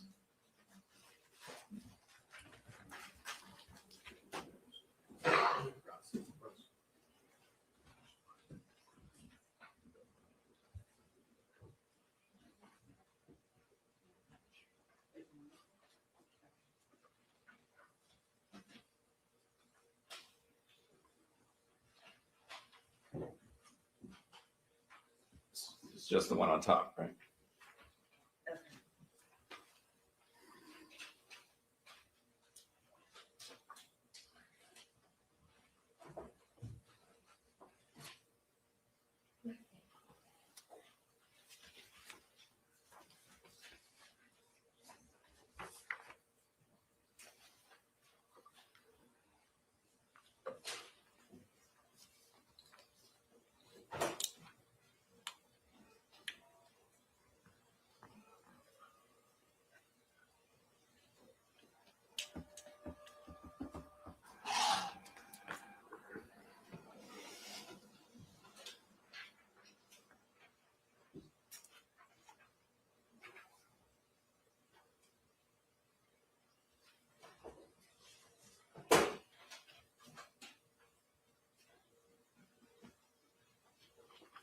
All right, I'll just pose the question. Can you describe the demeanor of yourself, Mr. Erickson, and Ms. Grossman as you're leaving Julio's? The mood, was it calm, relaxed, rowdy, playful, joking? What was going on? It was pretty relaxed.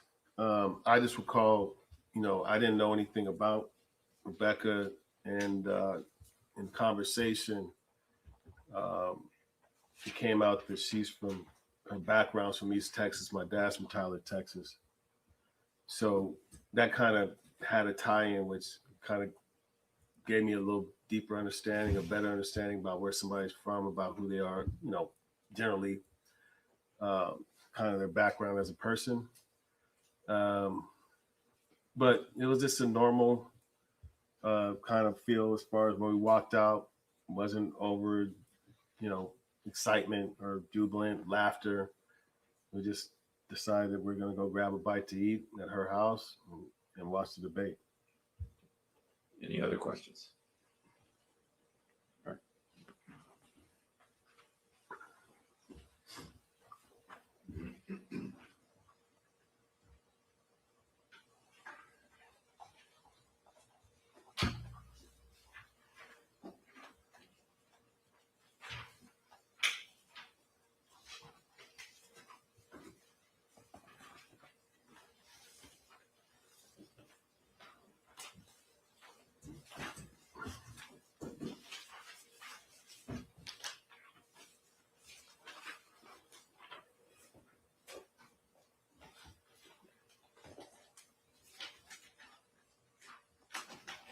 See council stuff.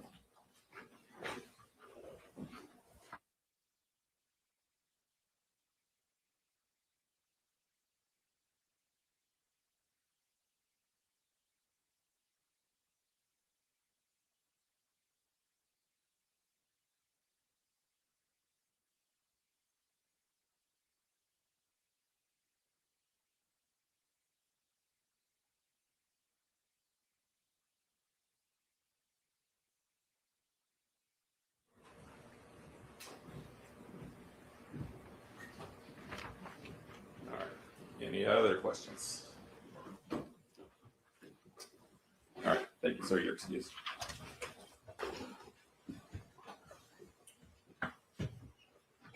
We get the next witness, Your Honor, or are we gonna take a break or? Yeah, why don't we take a break? It'll be about 15 minutes.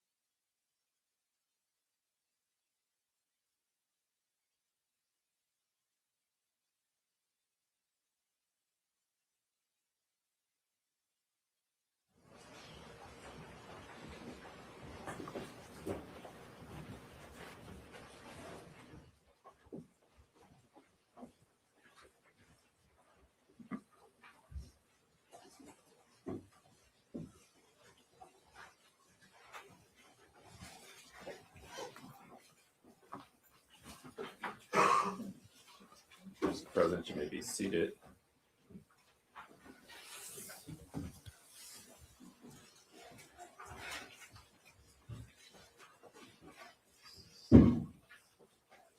Before we call the witness, let me just tell all the jurors, I will prepare a letter that I will send to your employers. You'll get a copy of it, explaining sort of how long this trial is expected to go and explaining how, for lack of a better phrase, our attendance process works, right? We don't issue weekly certificates, but I'll explain it to them so that they understand what to expect, that will, at the end of the day, confirm your actual attendance. Okay. And you're all going to get them if you've given us your employer address and the person to whom it should be directed, or if you just want a general letter, we can provide that to you so that one of those to whom it may concern. Letters. All right. Call your next witness. Thank you, Your Honor. The plaintiff is called Terrell Grosso. Ms. Grosso, please approach the witness stand but remain standing. Please raise your right hand. Do you solemnly state the testimony you may give in the cause now pending before this court to be the truth, the whole truth, and nothing but the truth, so help you God? Yes. Please be seated. I'm sorry, but you hand me that document.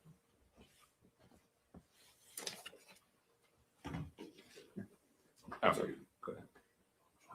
And if you can state and spell your name for the record.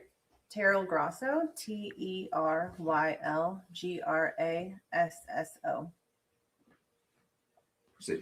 Thank you, Your Honor. Good afternoon, Ms. Grosso. Hi, Thank you for your patience. no problem. What do you do for a living?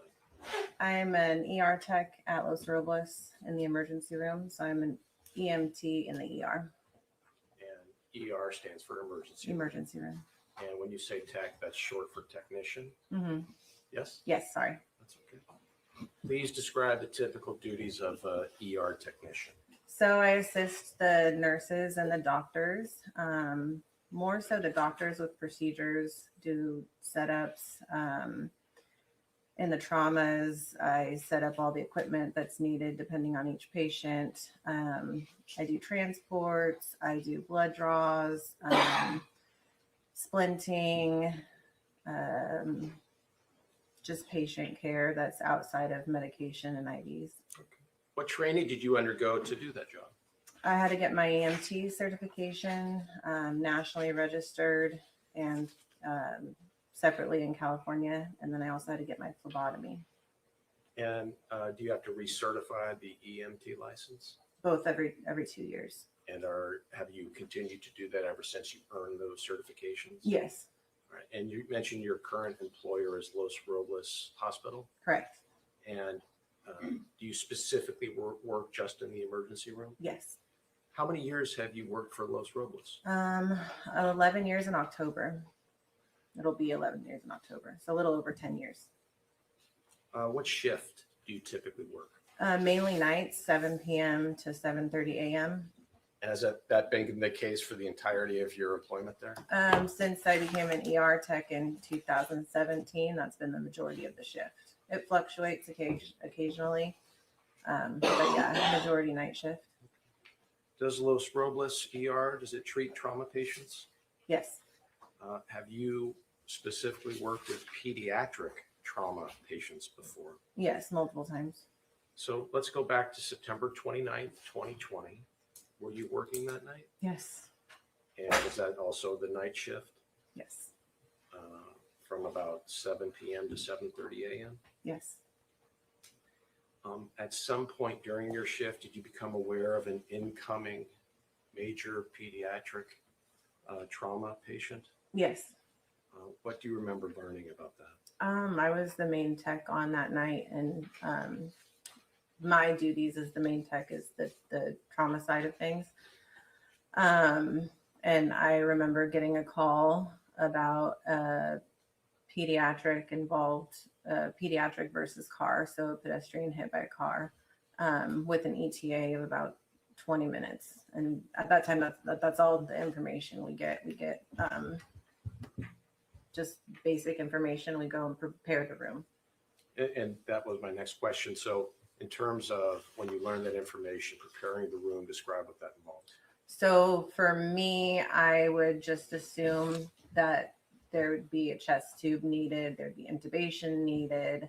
They're going to need to switch the cervical collar because it comes with a disposable one. We put on a more comfortable one. So I would get all of the stuff out, central lines, and just get them out ready for the doctors, find out who the doctor is, get sterile gloves out, just prepare for, I always try to anticipate what they need before they need it because it gets chaotic. So I put it out in an organized way and have it ready when the patient comes in.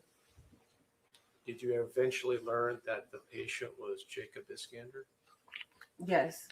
And were you assigned specifically to treat Jacob Iskander or by a supervisor, or was it just expected of you? It was just expected. When Jacob Iskander was brought into the ER, or strike that, when he was brought to Los Robles, where was he first taken? Like from the ambulance? Yes. Oh, he was taken from the ambulance through the ambulance bay into either trauma. They were 5 and 6 at the time. They're now 1 and 2 into the trauma room. I believe it was trauma bay 5. Can you describe what you first did as it relates to your care of Jacob Iskander?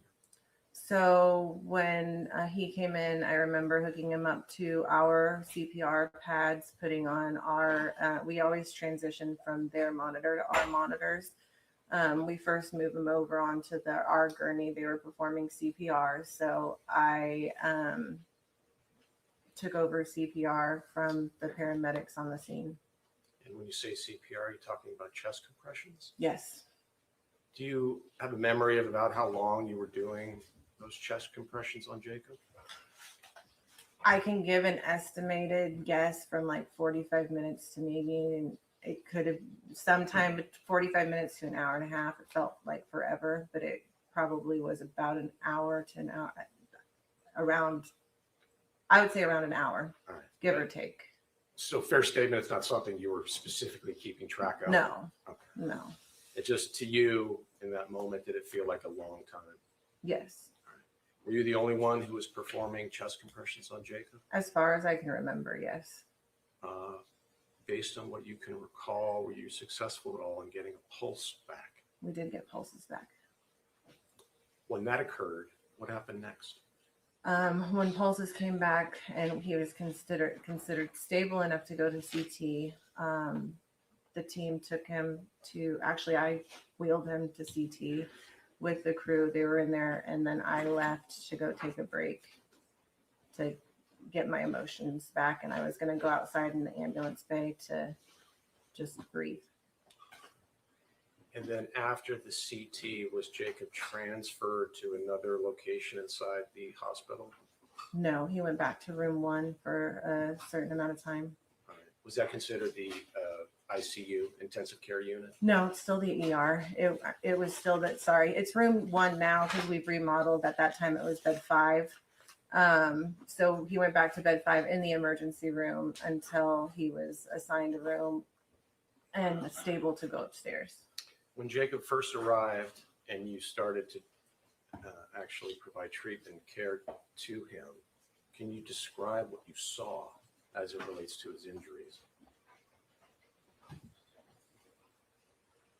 I honestly don't remember seeing any specific injuries. I was doing chest compressions and praying that the boy would come back.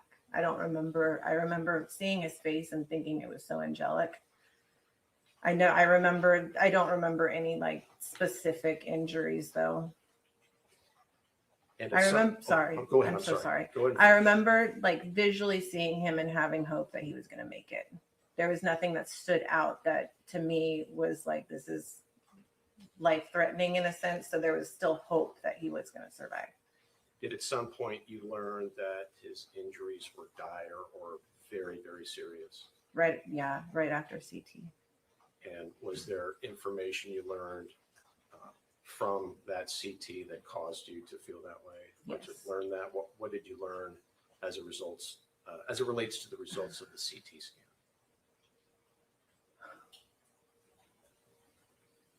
Sorry. we learned that he had an internal decapitation.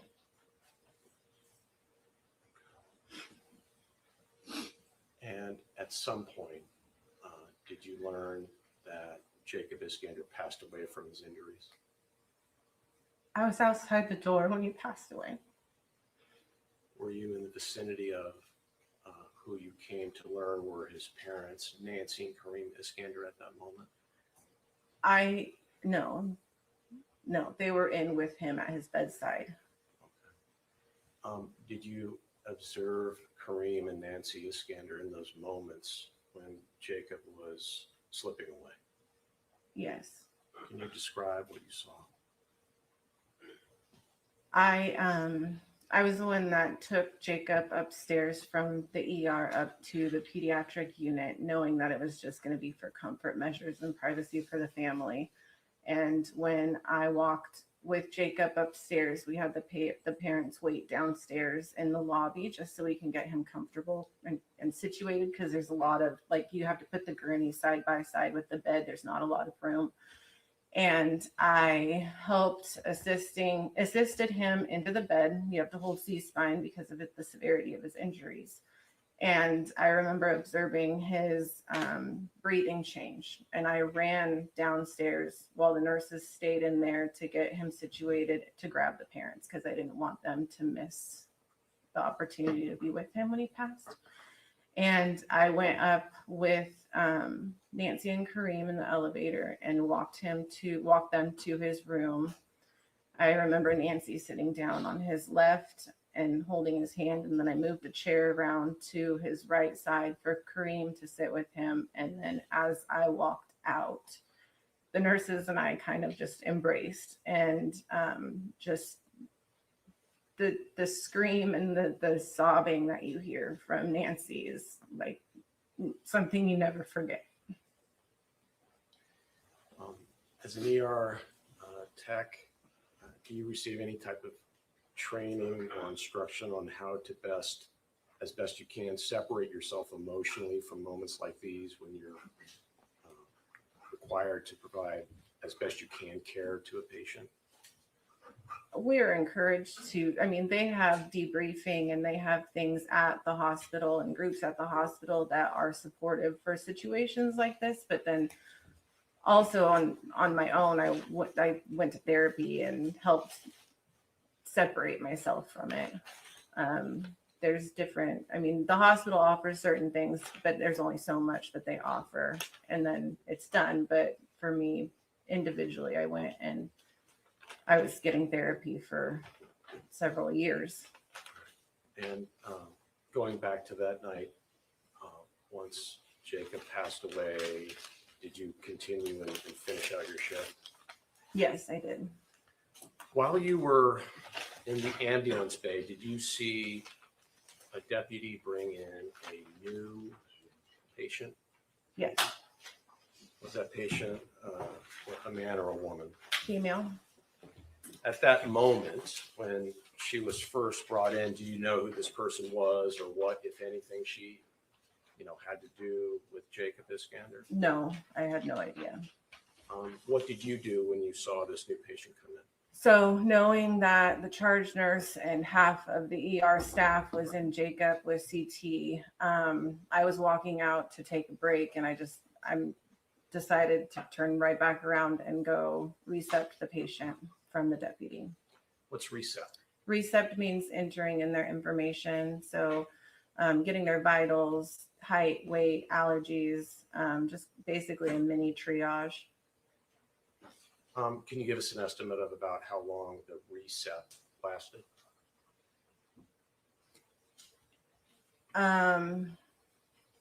It lasted longer than usual because she wasn't very cooperative. I would say, are you talking the whole time that I was just getting the information, or the amount of time that I spent with her? So let's start with the information, then we'll go with the bigger picture. So just the information. Just the information, probably under 10 minutes. And then eventually you learned this new patient was Rebecca Grossman. Yes.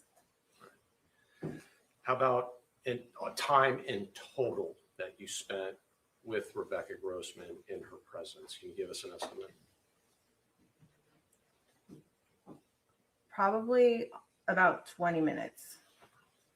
And during that entire time, did Rebecca Grossman ever communicate to you that she felt any injuries or had suffered any harm? No. Did she ever tell you or suggest to you that she got knocked out or lost consciousness, anything like that? No. Section 215, hearsay.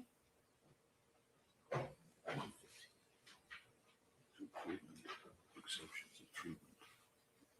Physical for care, stay on by patient for treatment, hearsay exception. Sustained. From the moment that Miss Rebecca Grossman walked in, what did you observe about her condition? Objection made. Overruled.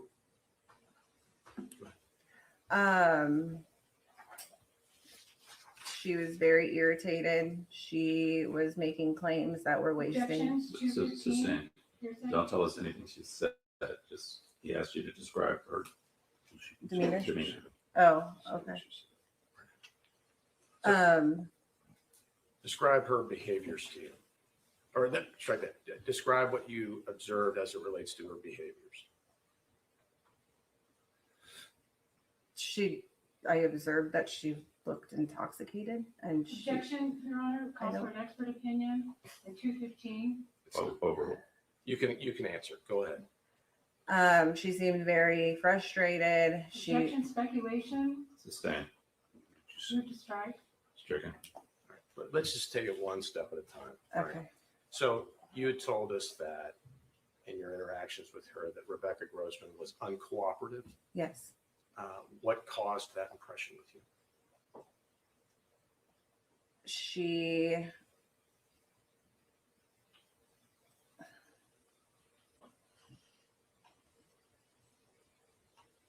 I don't know how to answer that without You giving can verbal. go ahead and give your answer. Okay. Judge, Object 215 then. it's not 215. No. Sorry. Let me see, counsel sidebar.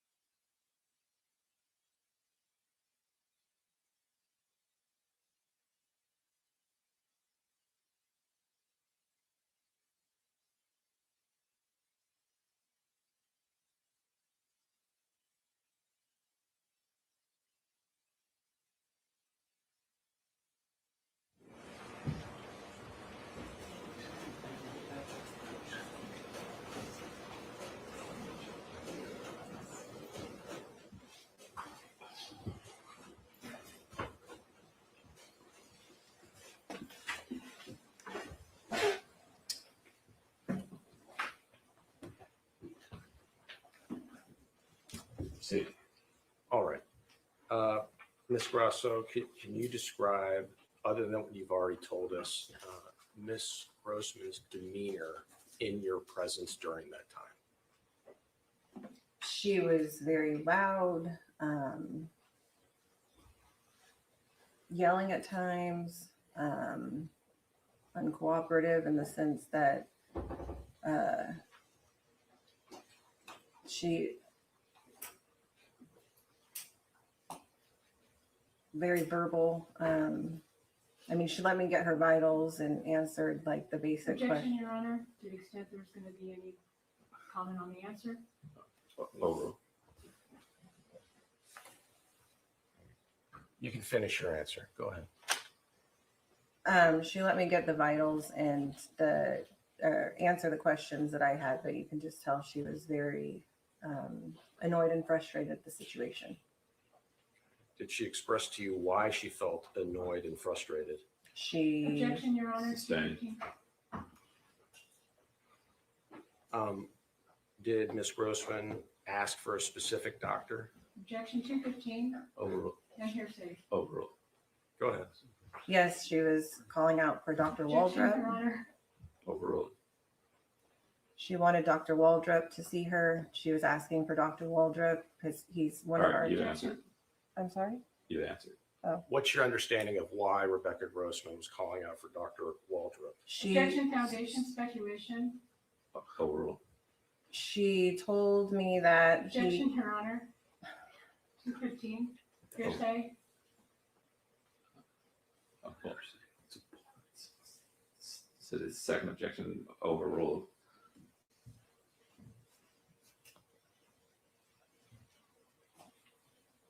I'll have to see its sidebar.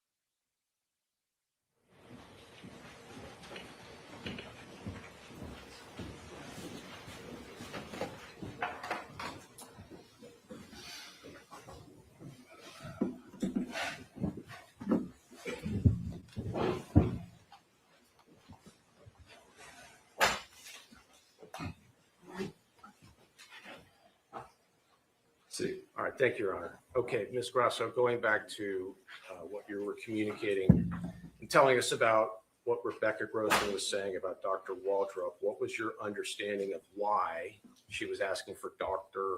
Waldrop at that Objection, moment? foundation, speculation. Sustained. Refers. Did you have any knowledge or understanding of the relationship between Rebecca Grossman and Dr. Waldrop at that Yes. time? Yes, they were friends. And how did you know that? She told me they had dinner every Friday night. And so based on that knowledge, when Rebecca Grossman was communicating or asking for Dr. Waldrop, what was your understanding of why she was asking that? Objection, speculation, and no foundation. Sustained.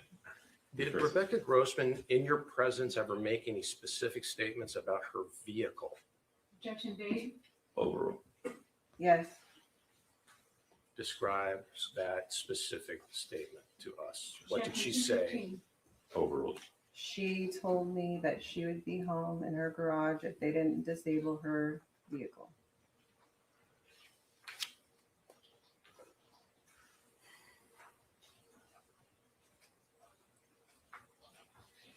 In your presence, did Rebecca Grossman ever make any statement about Jacob Iskander or Mark Iskander? Objection, vague. Sustained. In the entire time that you were in Rebecca Grossman's presence, did Rebecca Grossman ever say anything about Jacob or Mark Iskander? Objection, Sustained. vague. In your presence, did Rebecca Grossman ever express any remorse about? Sustained.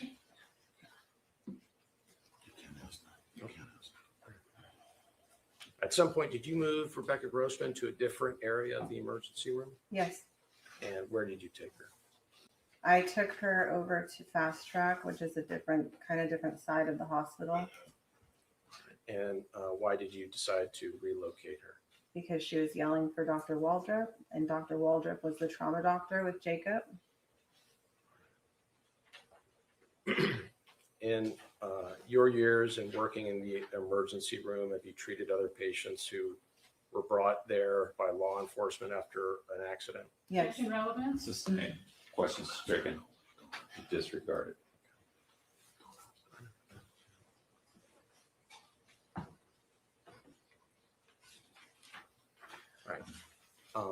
After September 29th, 2020, did you communicate immediately what you experienced or encountered as it relates to Rebecca Grossman with anyone? I went to therapy. Other Objection. than Relevance therapy? and move to strike the answer. Sustained. All right, was it not until approximately April of 2023 that you, outside of perhaps therapy, shared your encounters with other people concerning Rebecca Grossman from that night? No, that's when I came out saying that I had been there that night. Okay. So it was about, and setting aside therapy. Right. That's about 2.5 years after the September 29th, 2020 crash, right? Correct. Okay, so why did it take so long? Objection, relevance. Sustained.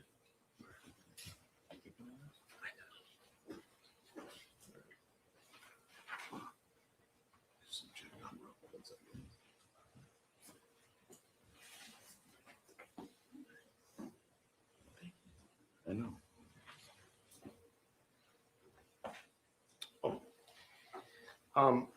In the entire time that you were in the presence of Nancy and Kareem Iskander, do you recall Nancy Iskander saying anything while they were bedside with Jacob?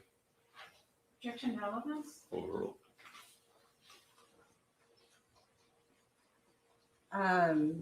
I talked to her in the elevator. I actually had a lot of conversations with her. She mainly vocalized about her sons and how special they were, and how if either one of them passed and the other one didn't, that it would have been heartbreaking, and kind of reflecting on the fact that they had to pass away together. And so Is it a fair statement that this was a very emotional experience for you? Yes. Objection relevant. Sustained. Is whatever you're feeling about the parents or this case affecting or impacting your testimony? No, Is it causing you to favor one side over the other? no. Thank you.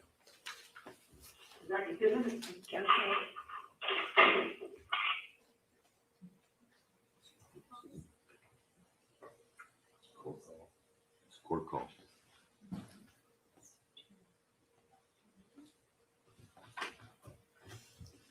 Brian, blame the gremlins. Let's go.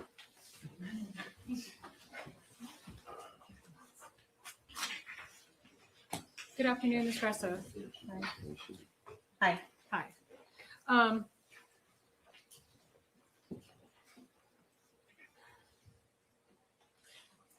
When Ms. Grossman came in, you saw that she had come in with an officer and she was handcuffed, correct? Yes. So you immediately decided she must be intoxicated, isn't that true? Argument foundation. Overrule. When you come in with a deputy, you're either intoxicated or involved in some sort of crime. So the answer is yes? It was one or the other. She looked intoxicated. Your involvement with Ms. Grossman was, on the professional side, limited to taking down her name, the date of birth, her height, her weight, and allergies. Is that correct? That was my duties with her, yes. Right. And she cooperated in providing that information, didn't she? It took a large amount of time. Do you know who Dr. Mateo is? Yes. Okay. Would you agree with me that Dr. Mateo, first of all, he actually did the clearance, is that correct? After I put her in fast track, I don't know. I didn't know who took care of her from there. And Dr. Mateo didn't have any involvement when I had involvement with her. Okay. Well, we've heard from Dr. Mateo, and he told us that that he medically cleared her, and that she did not slur her speech. Did you ever hear her slur speech? Yes. But I believe you were with her for up to no more than 20 minutes, right? right when she got in. And he also told us that in addition to not slurring speech, that her gait was perfectly fine. Did you see her walk? Yes. Was there anything wrong with her gait? To me, she looked like she was intoxicated. But Dr. Mateo saw her several hours after I saw her because Dr. Mateo was with Jacob the entire time. From what I remember. Well, if Dr. Mateo actually, how long does the examination generally take when a doctor has to do a clearance examination? It depends on the situation. It usually takes about 15, maybe 25 minutes. So, and you're not a medical doctor, right? No. And you don't have any special training in alcohol analysis, right? I have experience, but as far as diagnosing, is that what you're asking? Yeah. To me, it's a visual thing and the way they act when they're in front of me. So if a person comes by and they're limping, you're going to assume that they're drunk? If they're in handcuffs, probably.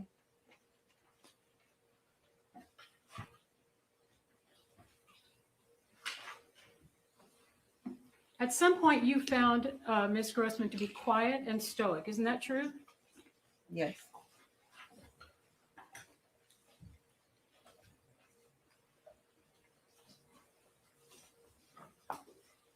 Now, when Ms. Grossman came in, she was with Officer Barraza. Isn't that true? I don't remember the deputy's name. Well, you recall that she was with actually one or two deputies at all time, correct? Yes. And you were never alone with Ms. Grossman without the presence of at least one of those deputies, correct? Correct.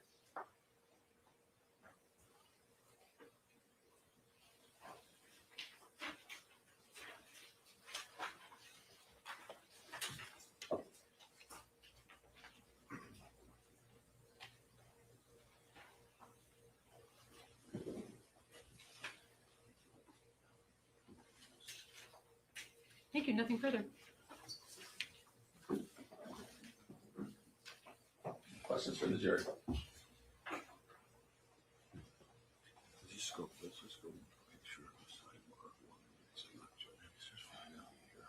I'll make sure I do it right. If it doesn't come argue, she's not coming forward from her letter. You just say they can't argue. If you ask them that before she moves. Okay, that's a good point.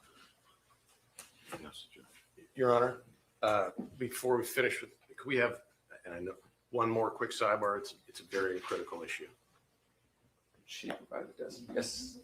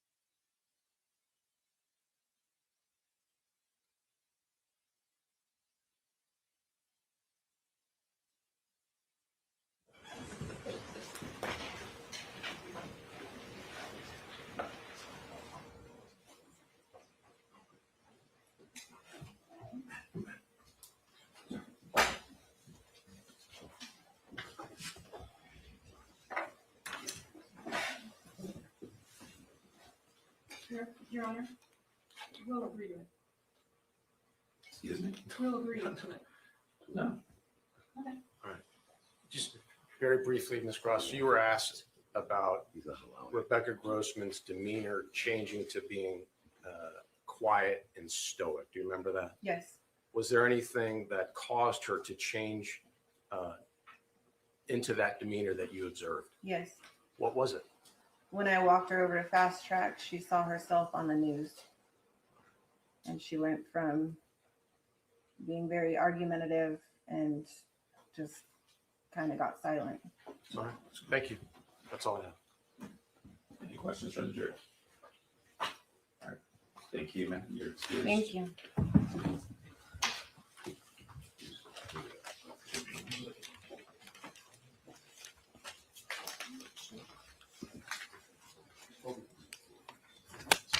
Is it 12 minutes we do? I'm sorry? Can we do another 12 minutes? No. We're good? Yeah. Okay. All right. So we're going to stop. Give you all this extra time for your weekend. Thank you. Do not talk about the case amongst yourselves or with anyone else. We'll see you back here Monday, 9:15. No social media, no TV, news.